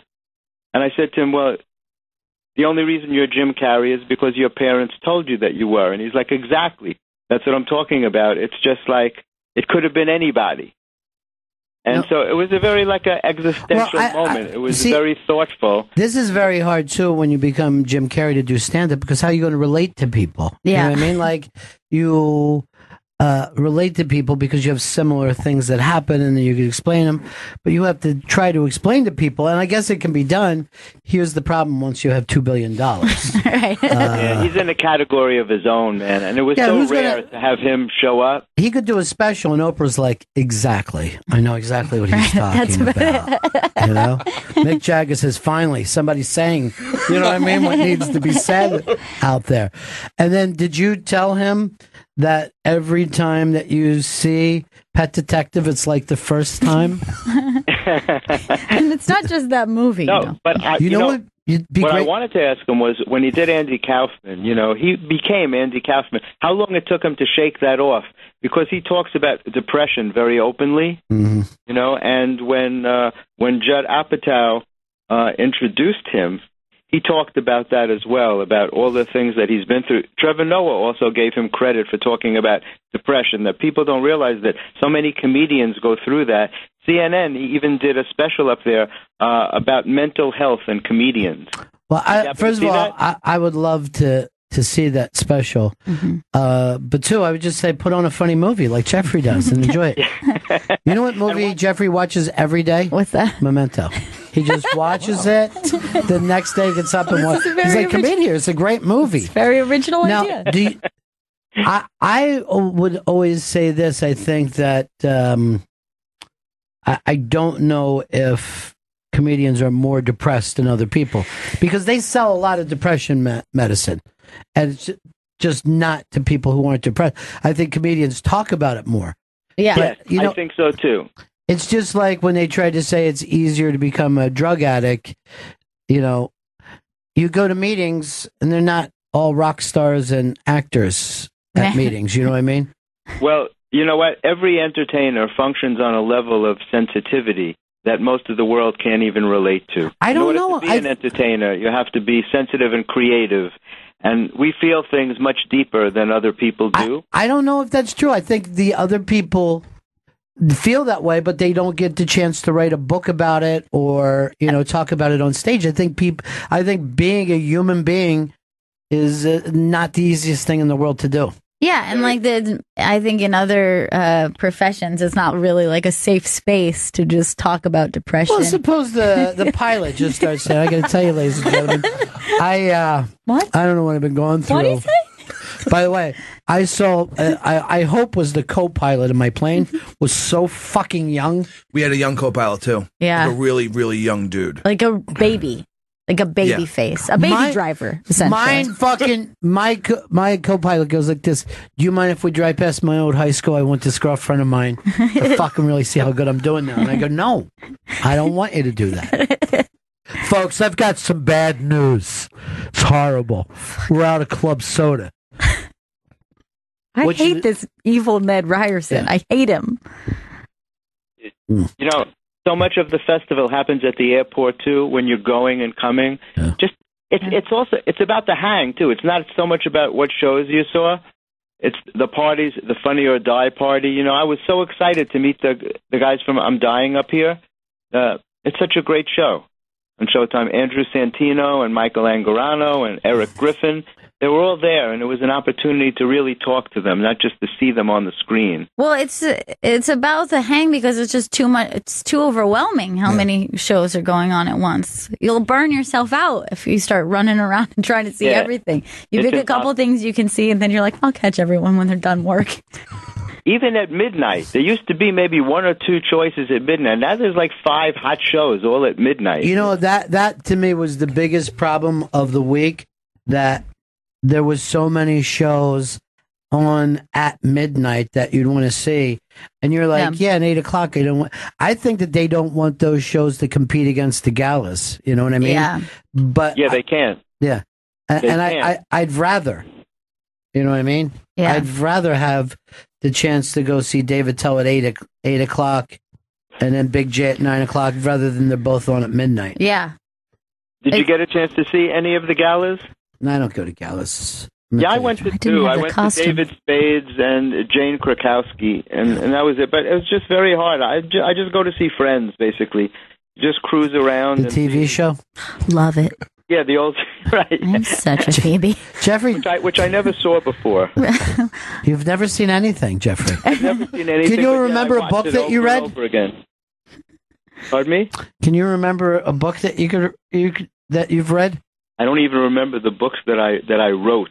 I have one of Jeffrey's book. What's your dirty joke book's name?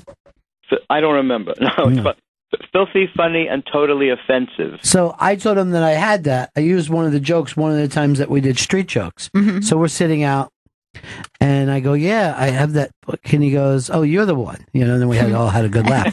And then he said, "You could sell that on fucking eBay."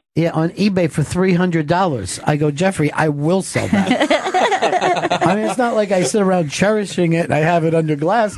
That's a fucking extra $300. Nice. I could go back to fucking Canada, pick up 50 fucking cigars, and be back here in the afternoon with Ned Ryerson screaming at me the whole time. Do you smell smoke? Bing! I think the plane's on fire. Bing! It's out of print. It's out of print, and people are actually offering it for hundreds of dollars. But you won't get cigars for $350. Aaron Berg told me he spent $450 on Cuban cigars. But if he would have just waited until he fucking went through duty free, believe me, I've got this whole thing down now. He's figured out a system, Jeffrey. But, a friend of mine who no longer lives a public life says, if you need me to write a complaint letter to the airline, let me know. I know my way around a complaint department.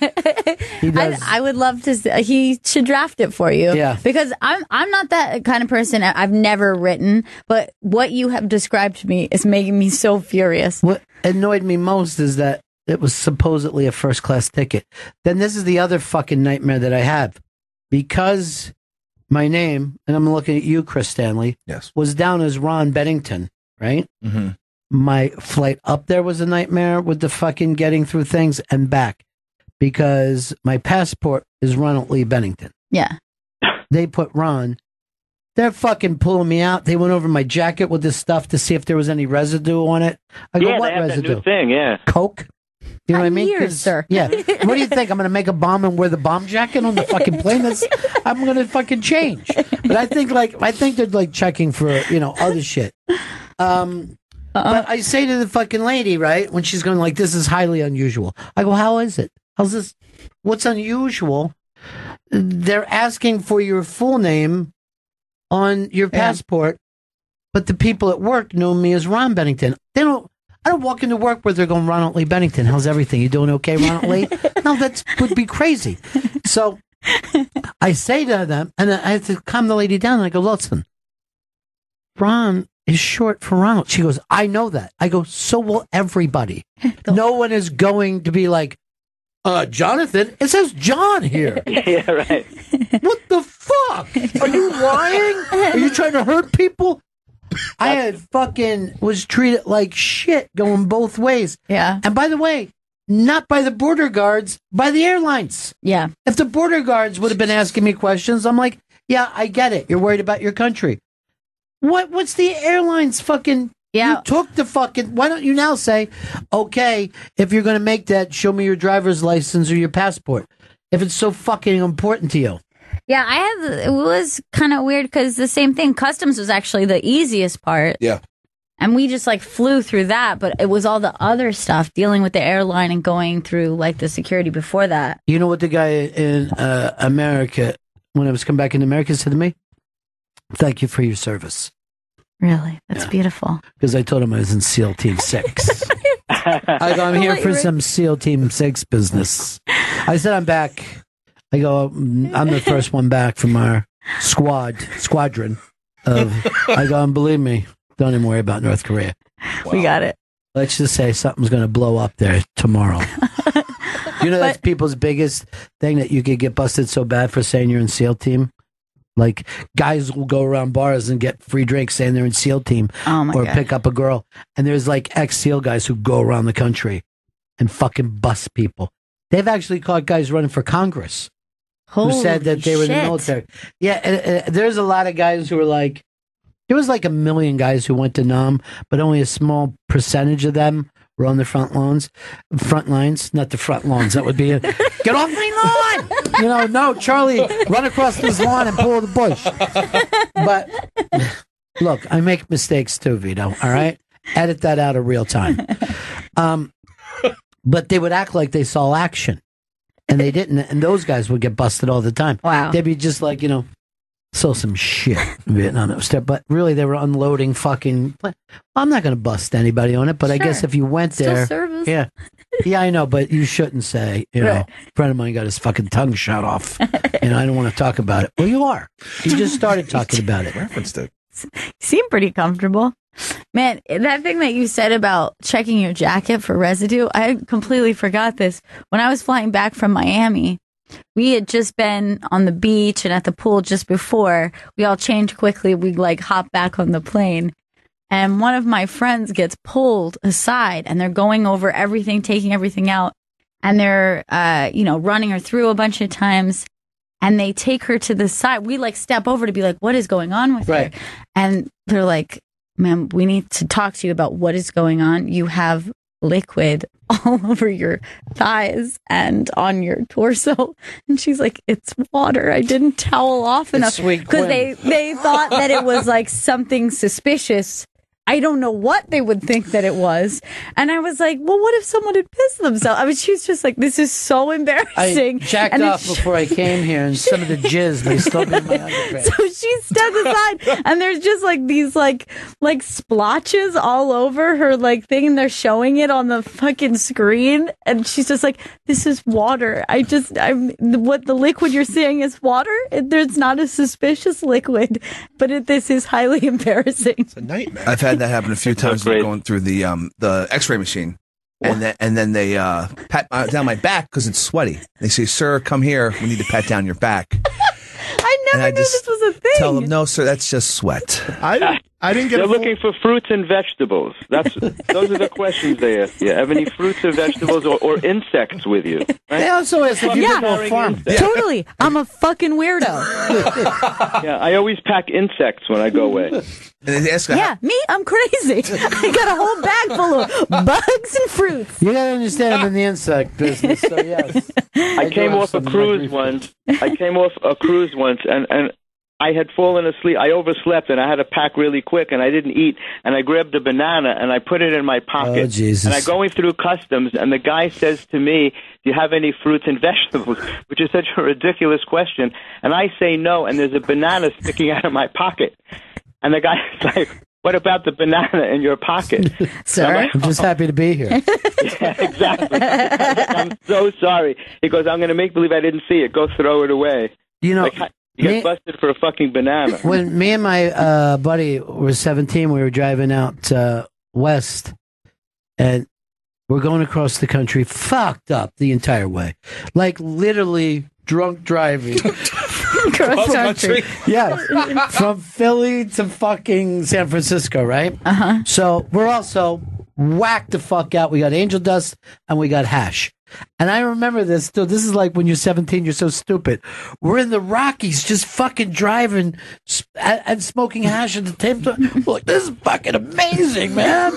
And I'm like, now I'd be like, when I drive through the Rockies, like, fuck, don't fall off the Rockies.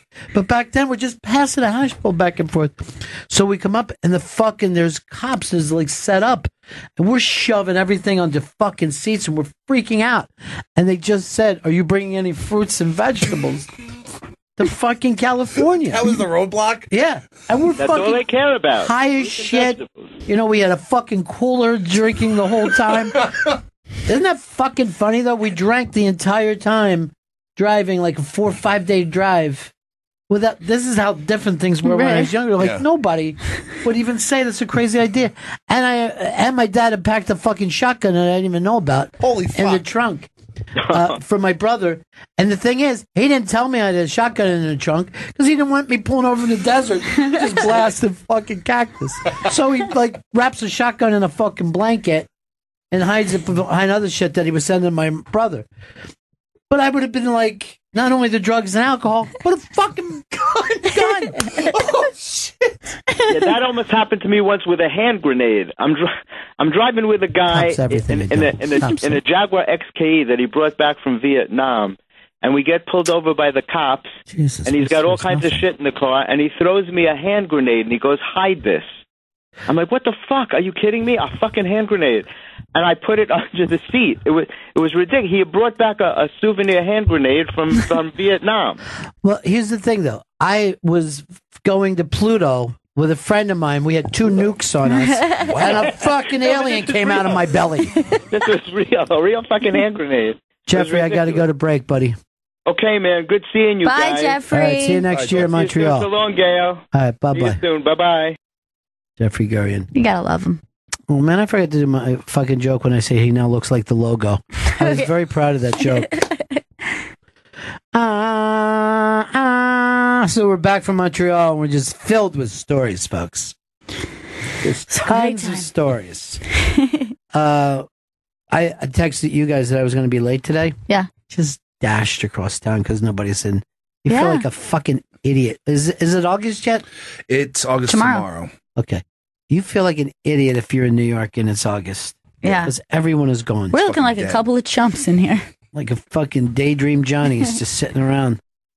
Well, there was a whole thing on it that it started in New York. It's now sweeping the nation that Fridays is a day off for people or a drunk day. Like you can party at work. And it's true.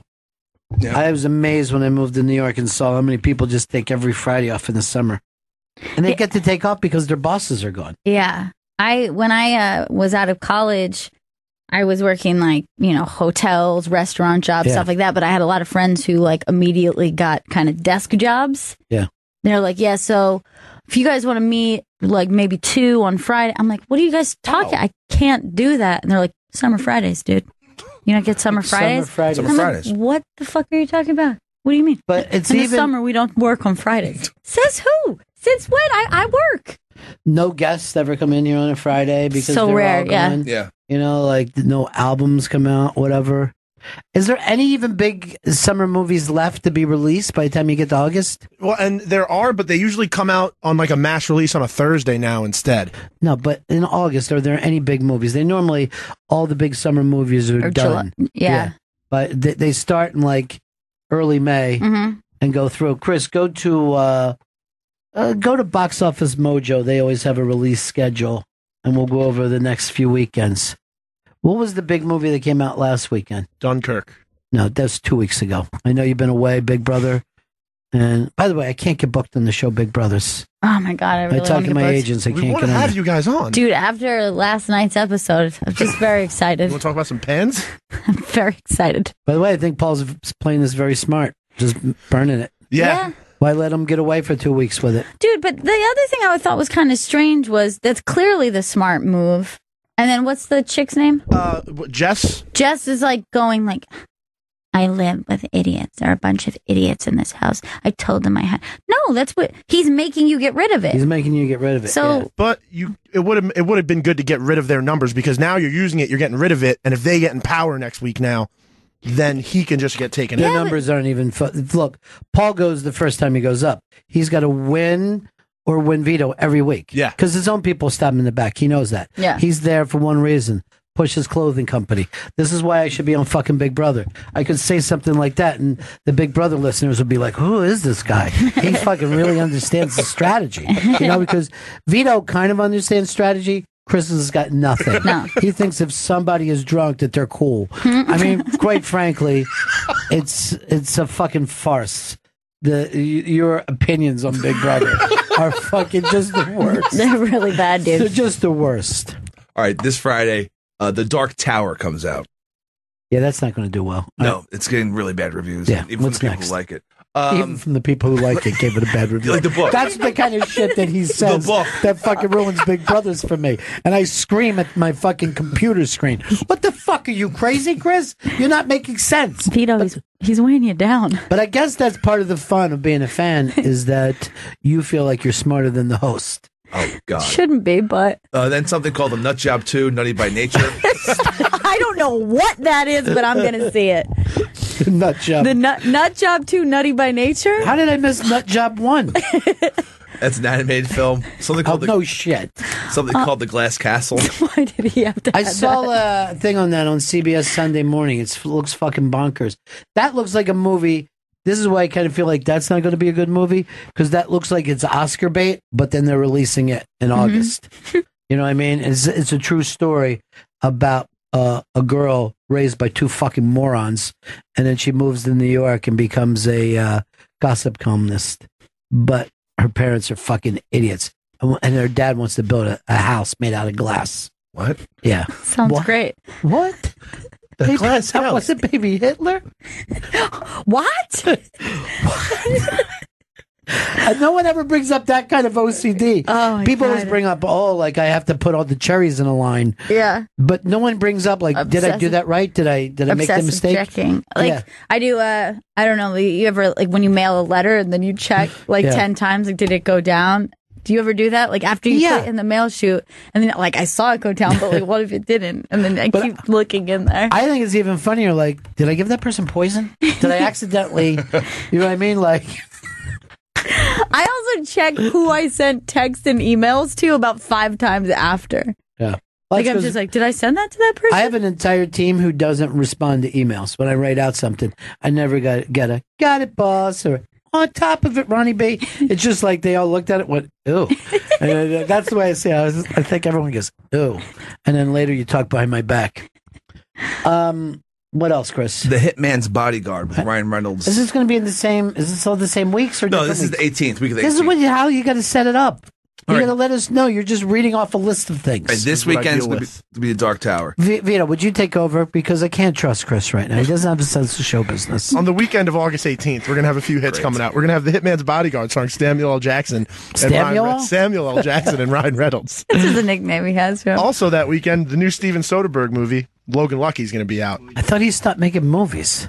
No, he did. Him and Channing Tatum like to work together a lot. Yeah, that's why I stopped. I thought he stopped making movies. And then the last weekend of August, the 25th, is All Saints, Birth of the Dragon, and Leap.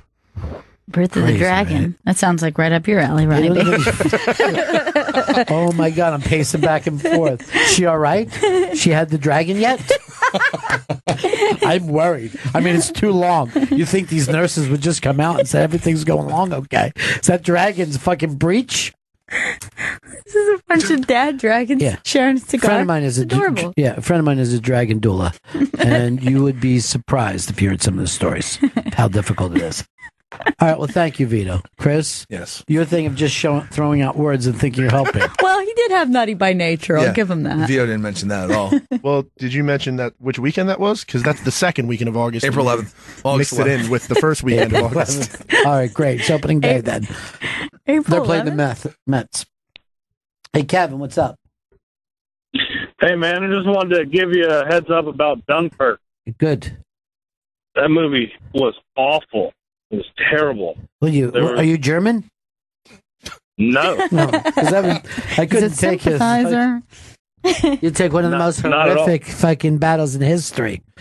I agree that's the case, but the movie was awful. There was no story arc. There was no character arc. There was no discernible plot. It was hard to understand any of those people. How many barrels of popcorn would you give it? How many boxes of popcorn based on a 10 popcorn is the best you can do? I'd give it 2 little popcorn nuts. Just the little nuts. It's the not stuff even the that haven't popped. kernel. Yeah. Would you give it a corn nut? Yeah. Yeah, exactly.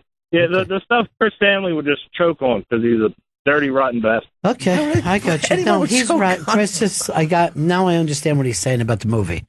That you should choke on a corn nut. By the way, what's a corn nut made of? Is it corn? Is it like fried it's like corn? roasted. I thought that was like roasted and then it's too big to be a fucking kernel, though, right? Yeah, but what are you typing? Maybe it's like corn, like it has a corn casing or something. But it's not a nut, right? No, a corn nut. It's like mostly cornmeal fried. Oh God! Yeah, and then seasoned with spice and salt. Delicious spices. Corn nuts. By the way, so they give us little fucking treats to come back on this airline I was on. Mm-hmm. There's a little thing, and I'm like, oh, Skinny Pop, because I enjoy Skinny Pop. I take it, I open it, I'm like, this is disgusting. I look down, sea salt and pepper. No one puts pepper on their fucking popcorn. No, that's or weird. else we'd be doing it. It's not like we're not. No. It's never like, It's highly oh, unusual.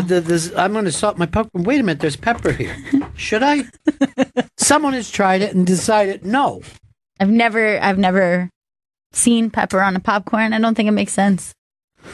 Well, you will fuck up your life if you do it. Also, the movie Detroit comes out this weekend. That's the last. Too much. Thank you for coming back, because this fucking guy didn't even bring up Detroit. That's about the riots in 19... Maybe it was even 67 that was close to Motown. I think so. Yeah. He probably didn't bring it up because he's racist. And he doesn't like women because it's directed by Catherine Bigelow. It's all of these things. I am not a racist. I like women. That's just fucking slander from Vito.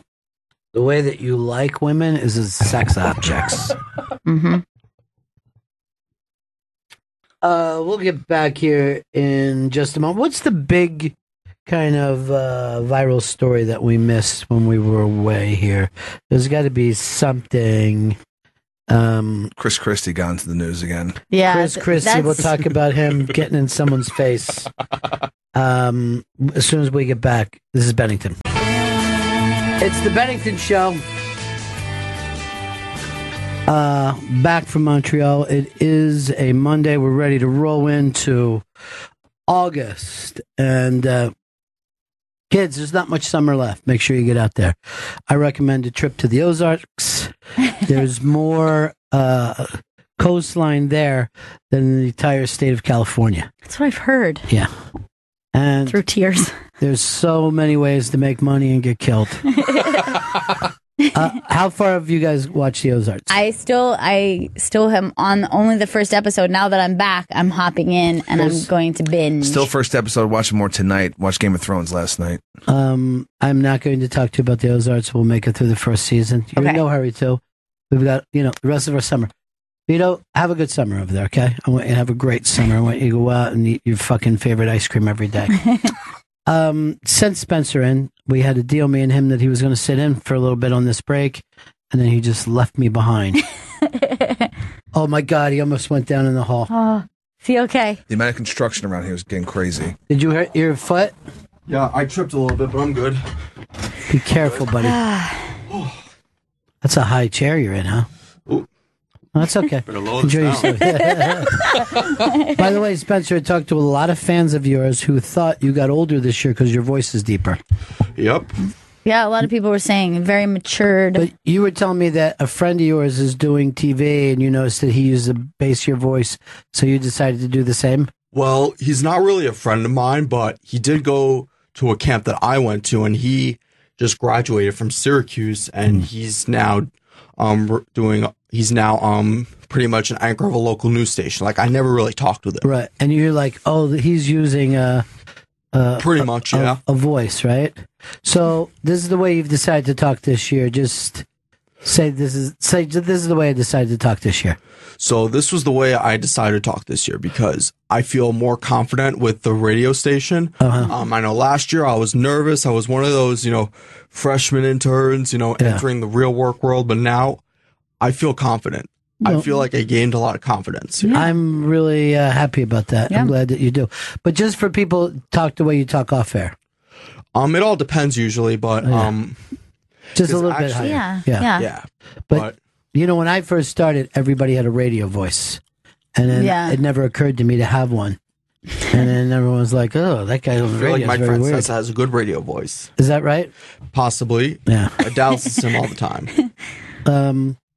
So you were saying that you had an experience with a listener over. That is correct. So on Saturday, in a town called Roslyn. So we go to there's this place called Kitchen Cabaret where you can get like lunch and omelets. They have like an omelet station there. So all of a sudden, though, I was talking with my dad for something, and all of a sudden there was a woman there. She was like, "Hey, excuse me, are you that kid, Spencer?" I was like, "Yeah." Oh my God. I was like, "Yeah, I listened to Bennington. Your voice sounds very familiar." So like, everybody recognizes my voice. It's like the same thing. Like, there was actually a clip with the actor from Napoleon Dynamite, John Heater. Yeah. Similar type of scenario where they don't really recognize him anymore because he hasn't been in a lot of movies lately. Right, but they recognize his voice. Because of Napoleon Dynamite. And that happens to you too, huh? I guess. Now, it all depends. Here's the thing. I would hate to be approached when I was with my parents. That would have, if someone would approach me and go, "Oh, you run," I'm like, "Oh, how do I get out of this?" Because that's the thing. You're like, I'm trying to separate some worlds here. Yeah. But it all went well, huh? Yeah, I mean, I was a little nervous at first, but like, it's gonna take me time to get used to it, though. But did your dad get a kick out of it that you were a little bit? Yeah, but you know recognized? what? She was chill about it. She was very cool. You know what? I thanked her for that. Oh, that's nice. Not for that, but I just thanked her for listening too. But you know what? we have a good station here, and We I'm do. really glad I'm working with Ron this year. You know, I have to also say this. He's more than most young people, you're a lot more polite than most people You are. are very polite. When you got that nice shirt that was given to you the other day. Well, I can only be a hard ass if something comes up or like. You will, though, if you have to. Yeah. That's Long Especially Island. when I handle the phones, I'm like, God damn it. Yeah. Yeah, you are the tough. You drop the hammer down. Yeah, that's only that Long depends, Island like- thing. Yeah. Yep. Yeah, careful, you're getting hurt a lot over there. Sorry, I'm a little klutzy today. That's all right. All right, so you're going to sit in when we go over some wire stories. Spencer is with us. And when is your internship done? Well, the second internship that I have is the last week this week. We're getting ready for our pitch project. And the internship for me is over right before I go back to school. Same thing like last summer. Do you know the date on that here? I think it's the 24th or the 25th. It's on a Friday. Wow, man, it's going fast. Really fast. Yep. It's going fast. Great year for you, though. And a much more confident year, Oh, you yeah. said. I That can makes easily, me proud. my resume is going to be full. Yeah, that's great. All right, so the big wire story, I think, is Christie spotted yelling at a fan at a Cubs game, and I guess this guy heckled him. So Christie went over and literally got in his fucking face. Now, the funny thing is, he's also holding nachos. And this is always a problem. He's not dressed for a ball game. Yeah, it's he looks and has the body language here of a third grade teacher of mine. You just who a is fucking rip. so much as a dick. Now, here's the deal, too. All right, go ahead and hit it. You're a bitch. Appreciate that. What did he say to you? Huh? There was a Secret Service right here. What did he say? I don't know. You want to act like a big shot? But why? I mean, this guy never. First of all, if you do that in New York, it could be on at any given moment. You don't want to fucking play that game. Like, if you want to go over and get someone's face like that, you should be like, I'm willing to go as far as it needs to go. But in Chicago, I guess these guys back down a little bit. Yeah, I mean, I can't. It's so weird that he would do this, but that like behavior of just thinking he could get up in someone's face and just be like, "Think you're a big shot." I mean, I know you get heckled. I mean, Yeah, it it sucks, though. It It's not sucks. great. It's not great to be heckled. But this is kind of a crazy look, Christie. The guy called Christie a hypocrite. That's what set Christie off as he was going to get his nachos. Real big shot. And it's Chris Christie and his nachos. Yeah, he loves them. He does. Do you know what he said to this? Because the guy tried to take one of the chips, and Christie yelled at him, nachos. And everyone's like, yes, we know what they are. And he goes, no, you Instead don't of understand. Macho Man, he's Nacho Man. I love that That's a lot. good. That's I like really that. good. That should be a Spencer. name of a superhero or supervillain. Vito, get on this, please. You could be Nacho Man for us. Okay. Let's do like your impression of Nacho Man. I'm the Nacho Man. Come on, dude. It's You gotta racist? use There's a Nacho movie Man's called voice. Nacho Libre. Racist. There's a movie called Nacho Libre. The cheese always rises to the top, baby. The cheese always rises to the top because I'm the Nacho Man. Why wouldn't you be looking for your Nacho Maniacs? I'm looking for all my Nacho Maniacs out there to give me All right. power. You got it. I mean, we're going to look for other people. No. You know, but no, it doesn't mean that you're not in the running. You definitely are. You won't hear back from us, but I'm going to say something pleasant to you before I send you out the door. You said you had a big wire story. Yeah, so Adrian Beltre was on the on-deck circle. Well, he was standing outside of the on-deck circle on the Texas Rangers when an umpire said to him, you have to get into the circle, and instead of moving over there, he just picked up the on-deck circle, moved it over to him, and got himself ejected. All right, let's take a look at this. What do we got going on here? I've never heard of this happening in the history of baseball. Telling Adrian to get in the way. All right, you got to throw him out because the fans got a kick out of it. I think if he would have just went over and did that, nobody would have thrown him out.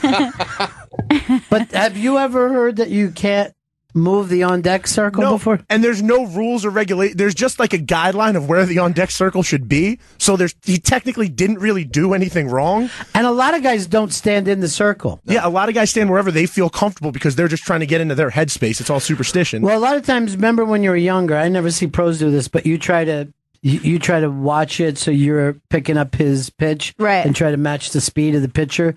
But you don't see pros concerned with that. But when you're playing Little League, you're like, yeah, oh, good. I am ready to snap this sucker. But this is really fucking funny. But he got thrown out for showing up the ref. That's all it is. You show up the ump, and he's going to chuck you, and everybody laughed. Yeah, and he does stuff like this a lot. Like he's always fucking around with his teammate.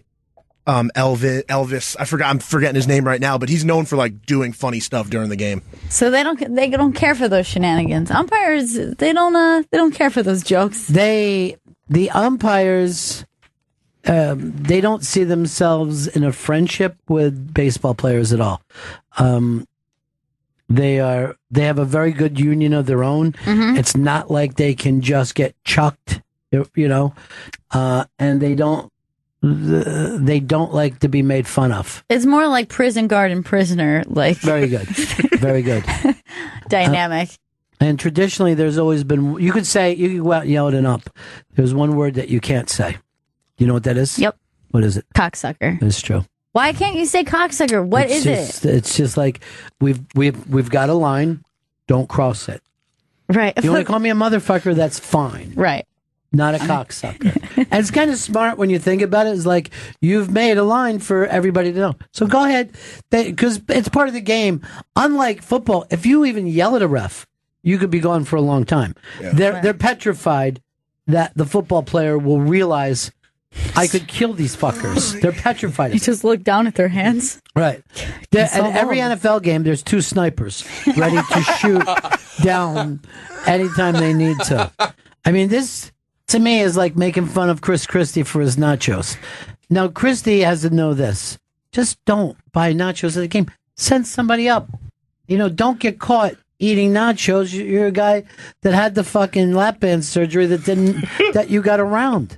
They're going to tease you about it. And this guy's buddy obviously has this camera in Christie's side of Christie's face. He could not notice someone up in his shit recording. Yeah, but he was just Jersey pissed.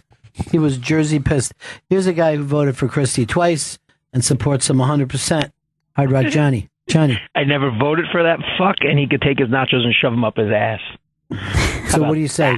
Christie for president? Yeah, well, that couldn't be any worse than what we have. Do you know that he's the least popular person ever?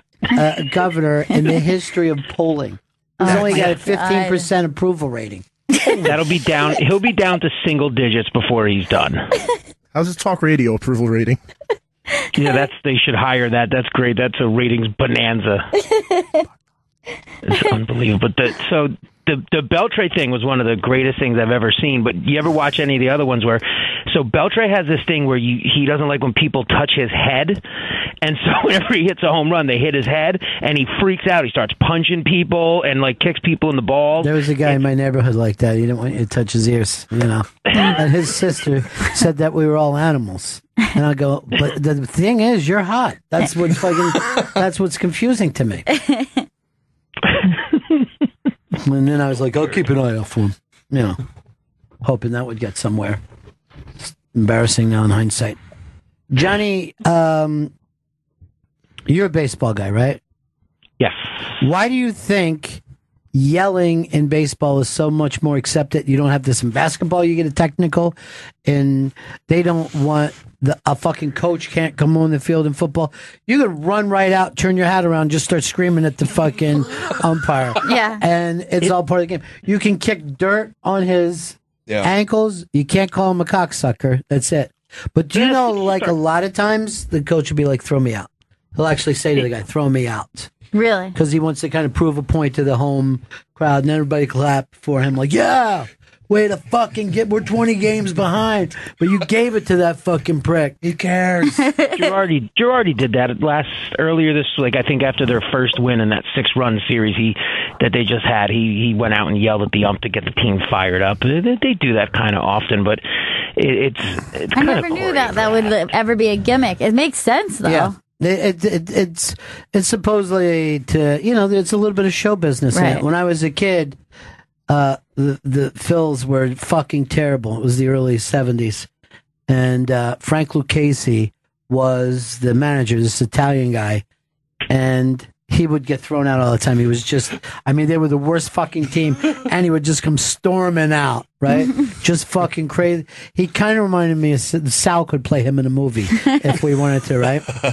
And they threw him out of the game, and he tried to put on a fucking disguise.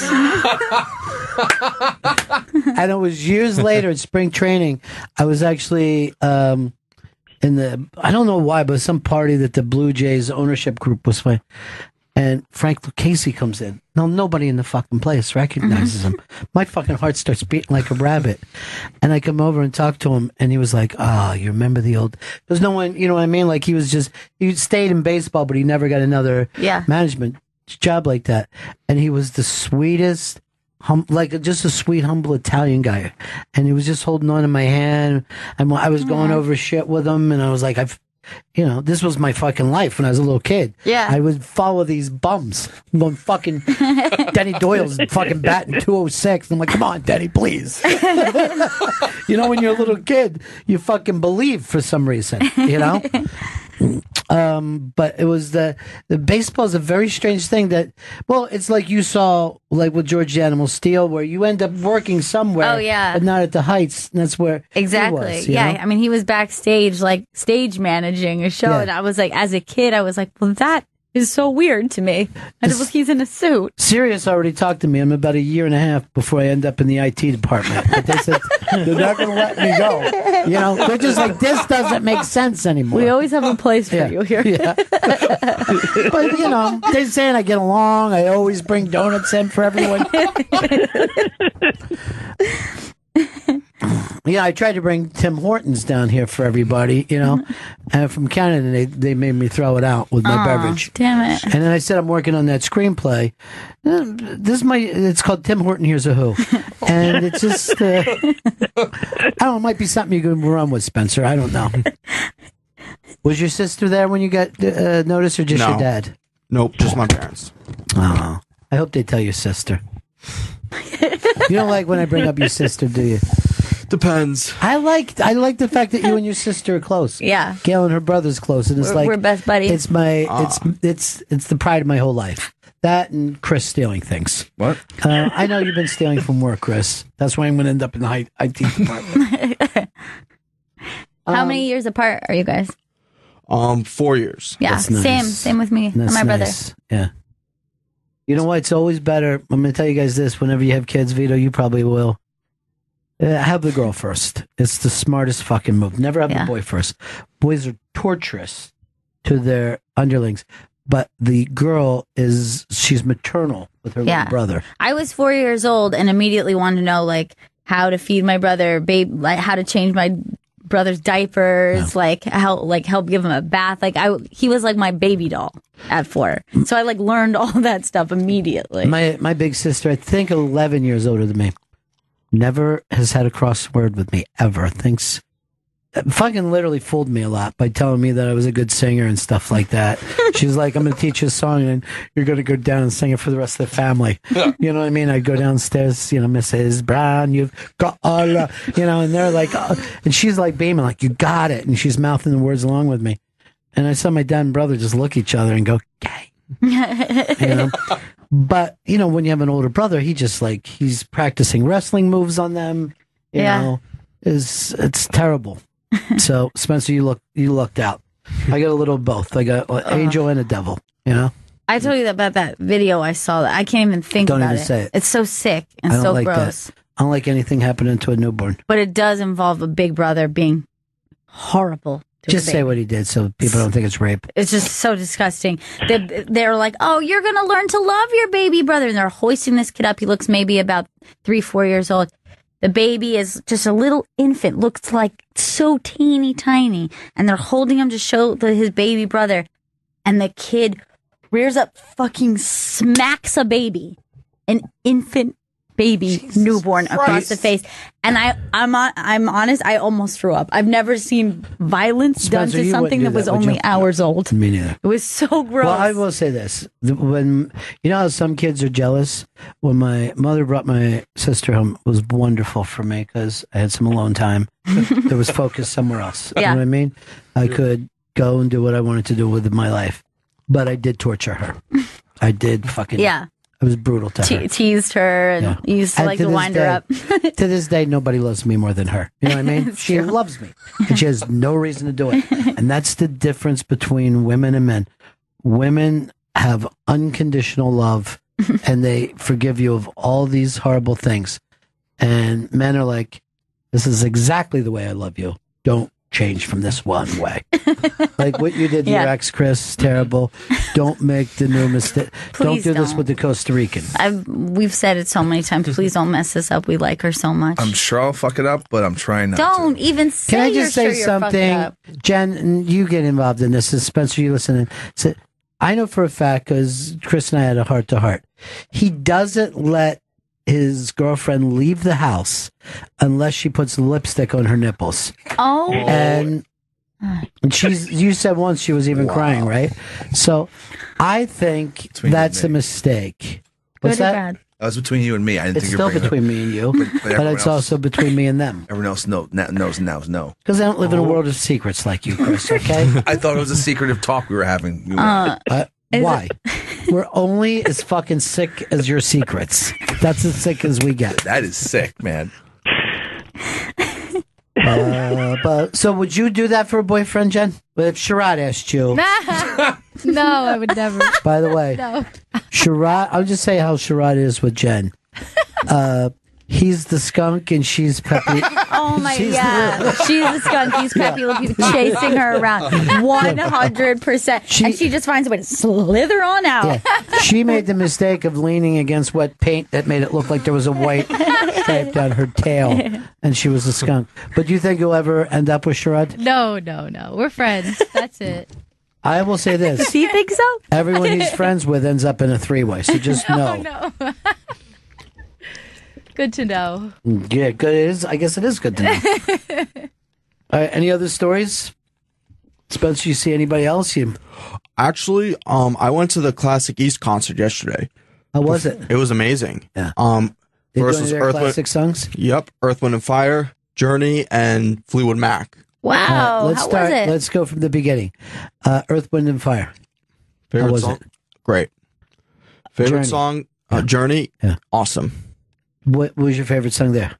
For which one? For let's go. For let's Earth, go Wind and Fire, I would say "Gotta Get You Into My Life." That's a good one. Wow, covering the Beatles. Yep. For Journey, "Don't Stop Believing." Wait, what's that song? For Journey, don't stop believing. Believe things when people tell you. Street lights, people. Risk being naive if you need to. Just believe everything people say. Have no street sense. Oh my God, Ron, do you not know the song Journey? Don't Stop Believing? I don't know it that well. Oh my God, it's a classic. Yeah, Classic East. You're gonna love it. Yeah. All right, and let's get to the Mac, because you know Fleetwood Mac, Go Your Own Way. You can go your own way. Were you close? Did you have good seats? We were in the Porsche suites. I don't know what that means. It's like, you know, those like boxes at Citi Field, but the only downside was that, you know how they provide food in all the other suites?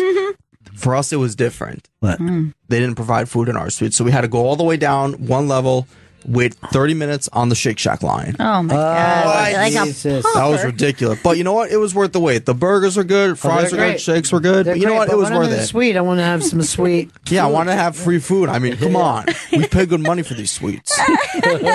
We pay good money to go to the concert. To be in a good section. Who'd all you go to the concert with? My parents, some people that my mom works with, because she has connections with someone in her office has connections with Fleetwood Mac, so we were able to get tickets like last minute. You know, we had a couple of them in this year, right? Huh? Were you here when we had in? Who did we have? We had Christie McVie come in. Oh, yeah, and Lindsey Buckingham. I did not. Yeah, yeah, they were I think it here. was right before your your thing started. That would have been cool for you. Oh, wait, did you have them on the show? They were here at Sirius. No, we had them on the show. That was just before you started your internship back up. OMG. I think it was like my third or the fourth only time. big person. Yeah. The only big person that I've seen on the set was Judd Apatow. That was the only well-known person that I've known. Yeah.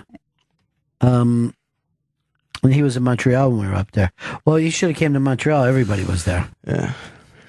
But Chris. Yeah. What do you have a picture of there? The Miss Bum Bum contestants are out this year. That's Brazilian's best ass in the world. They're not embarrassed by the name Bum Bum. They like it. They like to have the name You were Bum just Bum. looking at bum bums while we were having a But nice you know what? This is conversation. why sometimes I'm. I know. That's We were having sick. a nice conversation. That's sick. I mean, that's gross. That's like looking at porn at work. You know what he was looking at? His ex having doggy style What? anal. Remember, I was trying to do. He's the Ozark. referencing it from the Ozark. Ozark. I'm trying to keep up. Come on. Everything's not real. But this is why I think gays are better. They'd never had the Mr. Dick contest. Well, first of all, great bums all the way around. Yeah. All right, so this bum here is the winner? No, Or these this are is just the finalists. contestants. Yeah, the okay. finalists. What if we just did bums here, and we rip it off, and it's just fucking homeless people showing their asses? Oh, that's great. We give them a sandwich for it. This is Mr. Bum Bum. Bum, bum, bum. And there's a chunk of shit, dried shit that he. Oh, snap. Oh, thank you. All right, what's next? Keep going. These are like middle-aged bums too. Yeah. Like here in this country, when we have a contest, it's for 18-year-old girls. But they're like, 43-year-old women, bums. Oh, I was just going to ask how old these women are. Yeah, they're pretty old. Yeah. Wow. I mean, in terms of, that girl looks a little younger. But in terms of doing a beauty contest, they're much older than you'd expect. I guess you need a couple years to get the bums in. Oh, you got Hers is too muscular. It's got to ripen. Yeah. Yes, thank you. You want a juicy bum. Maybe we could do the juicy peach contest. That'd be great. I'll look into it. Vito, make sure you copyright the name Juicy Peach right now. All right. And then put a picture of the Big Brother's faces right outside. You can get us the website, whatever that is. Juicy Peach. I'm sure every website is going on GoDaddy. I like how after the show, Jen's going to be like, now what are we doing now with the Juicy Peach? I mean, I don't know if this is something we should get. Wait, that girl's missing a leg? That girl, it's I a vote stub. for her then. Yeah, I vote her because. Did you it's guys see incredible. this one-legged street dancer, that chick that was in Montreal? I did not see the one-legged street they dancer. were doing I was like, I think it was the night you guys came in, and it was right before Big J's show, and I was down smoking about half a block away. And they're just playing this fucking sax song. And this girl comes out with one leg, and she's just fucking dancing real slow, but she's still using her crutches. And it was fucking crazy, sexy, but also crazy David Lynch. Yeah, You know what I that's mean? very surreal. Yeah, and I was just, going, well, I'm in fucking Montreal. I'm going to act like this is a normal fucking, you know what I mean? Like, I never act like, what the fuck? They do things a little differently here. And Miss Bum Bum's doing her fucking deal. What can I say? I don't want to look at any more Miss Bum Bums. It's too many. We've already picked our winner. I got it. Great asses. Good. Oh. There's so many street performers in. And by the way, we missed some kind of almost Cirque du Soleil type show, but amateurs when we were watching the Comedy Gym. Oh, really? That's what was going on. Was that when it was like that sounded like fireworks? Yeah. Because like anytime that they would stop playing music, I would be like, I yelled "Ugh." out terrorist attack twice. I felt a little tense. Tomorrow we're going to make the announcement about the next Unmasked that we're doing. But go to Gail Meets Girls with Kate Berlant. She's one of my favorite comedy actresses. And guess what? I haven't had a chance to listen to this one yet. Yes. I'll be doing this today. Cool. Yeah, it's a really great one. And we talk about 555, which she did with John Early, and she has this really, you have to watch this as well if you haven't seen it, but she does an episode of this Netflix series called Characters, where they take a bunch of comedians. Oh, and yeah, do, I have seen pieces of that. You have to watch her episode because it's so fucking funny and so crazy.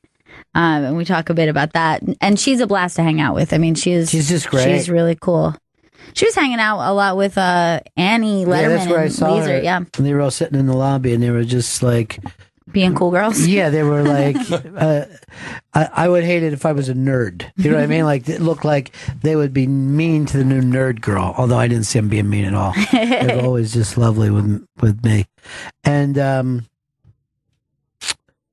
Annie was asking if she could do 101. And who else brought it up to me?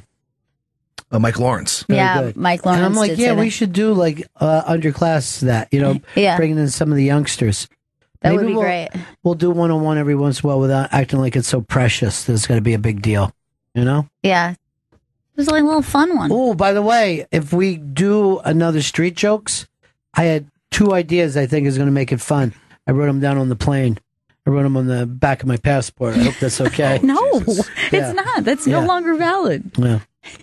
So Montreal was a blast. There's pictures and articles up from everything that happened. A lot of just the late night parties that all you guys took pictures and put it up. Yeah. What else is up there, Chris? And then the Danny McBride, the vice principal's stories up there. Yeah. So just don't hang on each one. Run through. There's like 90 of these things, and he wants to just fucking slow it down. The goddamn Comedy Jam. Yeah. That recap. All right. Vito, I got to start asking you. Remind me. Because with him, it's like yanking out his front teeth. You need some. There's words up here, too. Let me see if I can make one of them out. There's a the right there. See it? The. That's it. The T is capital, which lets you know that it's the start of a sentence. Because in the middle, in the middle of the sentence, it's a small case. Just flow, dude. Everything's got to be tense with you. You haven't had a big day since you brought in that chicken. That was the last big day you had. That was a big day for him. Nice day. I hope that day happens again. Like, I would like for it just to be like Chicken Wednesdays or something. What would let's suppose like you and Don are going to buy us lunch this week, right? Okay. As a way of celebrating, hey guys, welcome back. We heard about all the big changes over at Faction. So here's some food, to celebrate everything that's happening. Big food celebration. What would what type of food would you throw our way? You guys want steaks, maybe? Steak. Ooh. What is this, Mad Men? This is a fucking lunch. Who was a steak for lunch? Okay. How about at night we have steaks? How about Actually, a steak sandwich. Steak sandwich. Now we're talking. There's a really great place down in the Lower East Side. They slice up the steak and they put it on a little French baguette. And it's like $18. And you're always like, wow, this isn't enough. By the time you're done eating that fucking sandwich, the last bite, you're like, yeah, that's enough. But I can tell you, a good steak dinner would be either a filet mignon or porterhouse near a strip. Have choices of garlic butter or truffle butter. I love this. Wow. Look who should be the executive producer. If he didn't have 2 more years of college, I'd be walking you in a small box out to your car. All I'd have is a sword. I won't fit in the box. You would be carrying it out and arrested. You're afraid to take your sword home. I'm very paranoid about bringing a sword home. It's because it's I'm a telling big you, ass you sword. could have sold that to fucking Dan Soder. He was looking for one. I you started to talk. Yeah, this was like 10 months ago, but he was very interested when I brought it up to him. I feel like he might still be in the market. Here's the thing. Since I'm putting together, I want a little piece of the deal. I can get a piece. 50% is the piece I'm looking for. I'm saying like 15. Jack's wife, Frida. That's the name of that place. Oh, the steak sandwich place. Yeah. But Chris, you're so fucked up and weird right now. I've decided I need you to shadow somebody who knows what they're doing. I love. Hi, are you willing to work with Chris? I am willing to work with Chris. Hey, Chris. Yes. What the hell are you doing, man? Wait, first of all, I want to ask. Hey, Burger. All that money that your mom got, she can't buy you a personality? Oh, stop. Crazy Jen. Stop no, it. for real. No, but I want to know, where is he going to work? NPR? You know, snap. Stop it. Spencer is our buddy. And by the way, NPR is a great place to work. Yeah. Molly works for NPR now. So you're insulting 2 of our friends at once. He sounds like an 85-year-old man. man. So what's Ronnie, This is good. Let me tell you about when I had to walk down 3 flights of steps, and then we had to stop at the Shake Shack. That never Come on, happened. Burger. First of all, Jen gets disappointed because she didn't have a nice family. So she stripes out at people who does. Everything coming from her is jealousy. She is. No, you always have a name that you named after a certain performer for bad guest. Oh. Yeah. Who was your first bad guest that wasn't nice to you? I would say Rich Voss. Right. Yeah. So Okay. every day that he brings another guest on, he's like, I thought this was going to go Rich Voss style. Right. Exactly. Jen is one of those callers. You just She's made a bad caller. the Voss list. Yeah. No.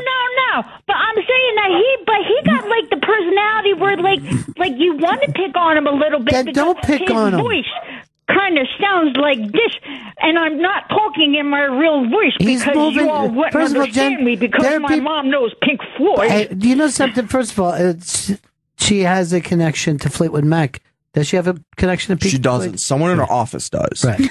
So this is like, Jen, just be nice, please. You know what? They're comedians. They can joke all they She's want. not a She's really comedian. not, She's a nut. unfortunately. She's a nutty caller. Oh my! Comedian too. Go ahead, keep going, Burger. All right, stop it. Jen, is there anything you wanted I'm to gonna call you Jack in the Box. Oh my God, she thinks it's funny. Keep going, Double Onion. All right, just stop. White Castle. Hey, Jen, what was the reason you called? I want to call because I want to help Burger out along with Chris. Now, let me ask you, all that money, and All right, Chris, just let me tell you. you know what? Oh my I'm going to God, put her on hold. I'm done. Yeah, with her. I don't mind it, but he is an intern here. And also, this is a person who said, "Why doesn't he talk normal Yeah. like me? I have a question. I speak Is normal." there any interns who get treated like that besides me? Yeah. Well, yeah, 100%. Most places you work, they're mean to the interns. Yes. But they don't hire as well as we do. Vito is in charge of the interns, and he did a great job with you and Justin this summer. Have you had any other interns here experience stuff like that? We don't treat them. Yeah, that we way, don't but do somebody that. No, I'm else saying does. like people like that. Yeah, no, Yeah. as bad Okay. as she is, no. No. Damn. Yeah, she. Look, you're going to get trolls in this society. Yep. They There's troll. some people who can be chill. There could be people who are very egoistic. You got chill or and you got whack. narcissists. Yeah, she's in the whack category. That is so whack. She thinks she's dope as shit, She's not. but she's dope as whack. Using the word whack. Jen. All right, listen. Hey, listen. Your Christie ain't got no tub of love reason to talk about anybody's weight issues, okay? Because he needs some rubber bands around his intestines, too, before he got on that plane. She thinks that you're Chris. Okay, I'm Chris Stanley. Yeah. And that's fat shaming again. And that's cruelty. See? It's mean. See what she She does? just called. Let me, listen. Jen, can I Let tell you me something? say- You're Yeah. a bully, and you're bullying people. No, I'm not. Yeah. She Ronnie, just did. Can I ask you a question? You gotta be zen, I Yeah, thought. ask away right now. I put her on hold so she never knows. In this world. Yes, in this world, I would agree. That's true. In this world, I agree. Because Chris is sweating. Yes. Yeah. He's sweating to the oldies, though. I'm a human being. And you're losing weight, too, right, Oh, Chris? yeah. Through all this sweat, how could it not be loose? I mean, honestly, you look good. Thank you. You look pretty good. I'm down to a size medium, so that's great. Oh, are you? I want to get you to extra small. I would love that. But he Svelte. needs to do better. And I can help there. I could be there. Gail, you little Right. perfect little angel, little honey bunny. So You I stop. can't say anything Here's, about here's the thing to That's you, not Jen. fair. Jen, you aren't bringing a positive thing. From being somebody who's in yoga Yeah. and being somebody who's supposed to be meditating, you're bringing evil around. No, Ronnie, here's the Evil. thing She's from the about... threats of the devil. No, about yoga, you have to speak your truth. Now, I don't think this is So what your they're truth is talking shitty. about. Yes. So, That's not smack talk. yeah. no, it's not smack talk. It's the truth, though. Now, yeah, I got a big fat ass. Okay, people say I got a big fat ass and I'm loud and annoying and stuff like that. Mm-hmm. That's all my good qualities. Yeah. Well, I would say those are your best qualities. They're not my good, best qualities. but those are the best you have. I got a GED. You can't even I spell make $11 GED. an hour. salary that's over minimum income. You know? All right, you got me. She does have a couple of good points. Yeah, you see? Now, Gail, you just a little sweetie Petey, so I can't say anything about you because you got like this fucking Thor power over me. Where I like go and you're like, oh no, don't talk about me. I'm like, oh my God, I can't do it. All right, hold on for a second. Let me just warn you about this. And this has happened to me a couple times in my life with Jen. Because she's been a crazy caller since DC. She builds you up. And then something that you say upset her. And you become her biggest enemy. Oh no. I hope I hope this day does not come. Gail, I'm working. No. Okay. Shh. Okay, I'm getting zen now. See, and I'm working on that because that's my problem with you, Gail. Can I tell you this? Oh, God. Because here we go. Jen, can I just point something out? I feel like you're being a show interrupter today. Like we were we were all going in a direction, and you're always willing. It's fine if you jump into that direction, but no one wants to hear about your stupid feelings for Gail. Okay? But no, your stupid feeling in you. It's stupid to us. We'd rather talk about all these. We'd rather dish. No, Gail's taking over the motherfucking world. Let me tell you something. It's crazy talk.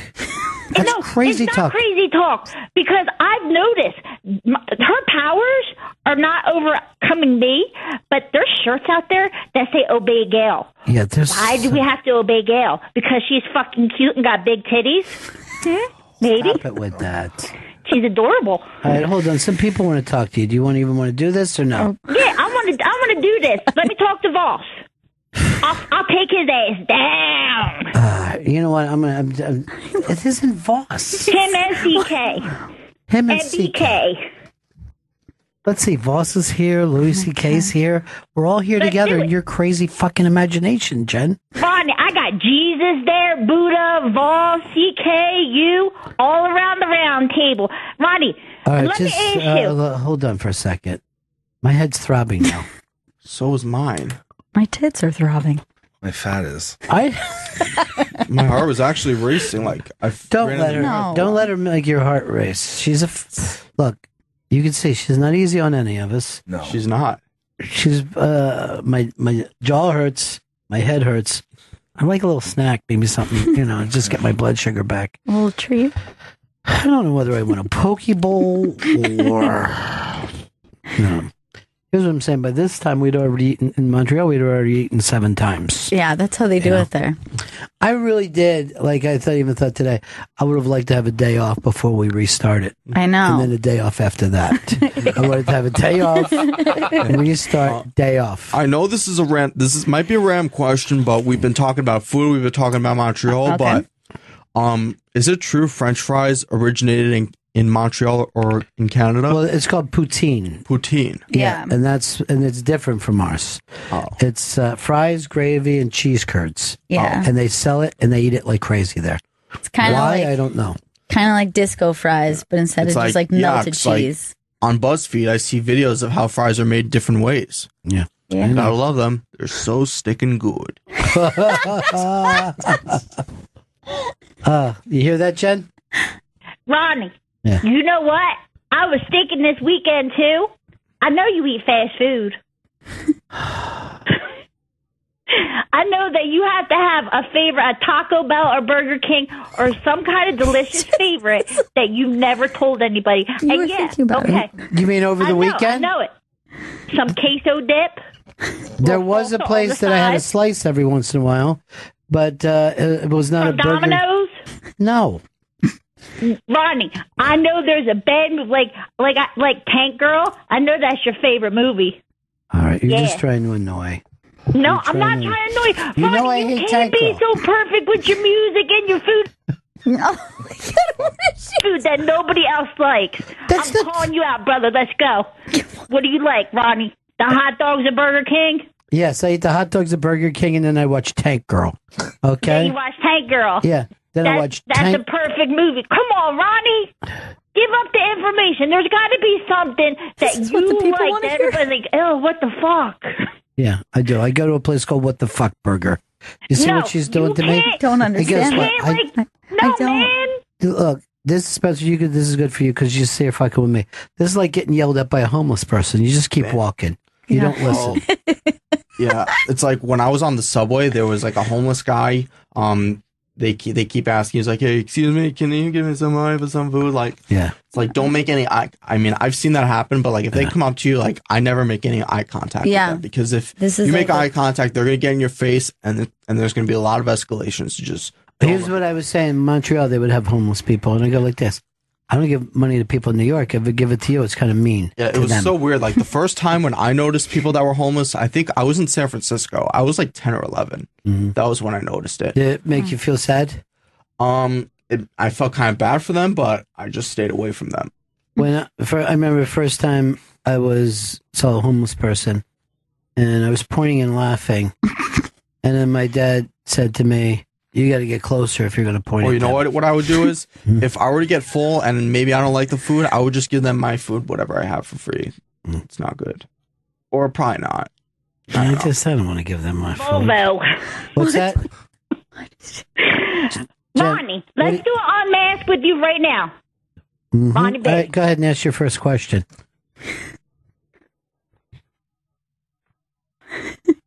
Favorite fast food. She never picks up a thing. She never does. Come on. I'll go. Ron. Jen, I really got to go to a break right now, okay? Are you faking me?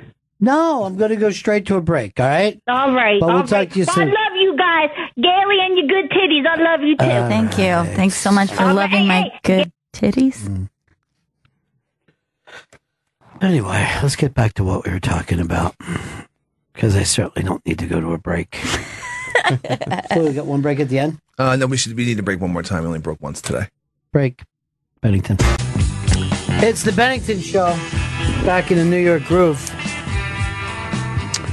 And a great time in Montreal. All that stuff is up on the iBang. Plenty of pictures of comics and all the stuff. Gail did a great job this year with your vacation piece. I still don't like the way it's formatted. Drives me nuts that you got to go to the bottom. Yeah. See the first. I feel like now that all the way to the bottom. Now that we're back, maybe we could flip the order. So it goes So day 1 through day 1. I think that would be best. I don't know. The thing is we'll just move on. It happened. Yeah, it's over, guys. Although the family photos are meant to be cherished. These are family heirlooms now. Well, you know what else I want to say? Vito, excellent job up there. Good job, Vito. Thank you. This was not your Austin trip. No. You were a whole new Vito. Great job. JD, Florida. Hey, Bennington. Hey. Hey, all right. I want to hook up with Christie again. She's every waitress I had in Tampa Bay area. Yeah, I've known quite a. I'm serious. This is great. You know how Chris's Tinder stuff was so great? Everybody loved it, right? Hook me up with Crazy Jen. We'll go to Burn Steakhouse, stay on the beach in Houston or IRB or something like that. You can video the whole thing. I'll talk shit with her. We'll go crazy. All right, buddy. Tony in Iowa. Tony.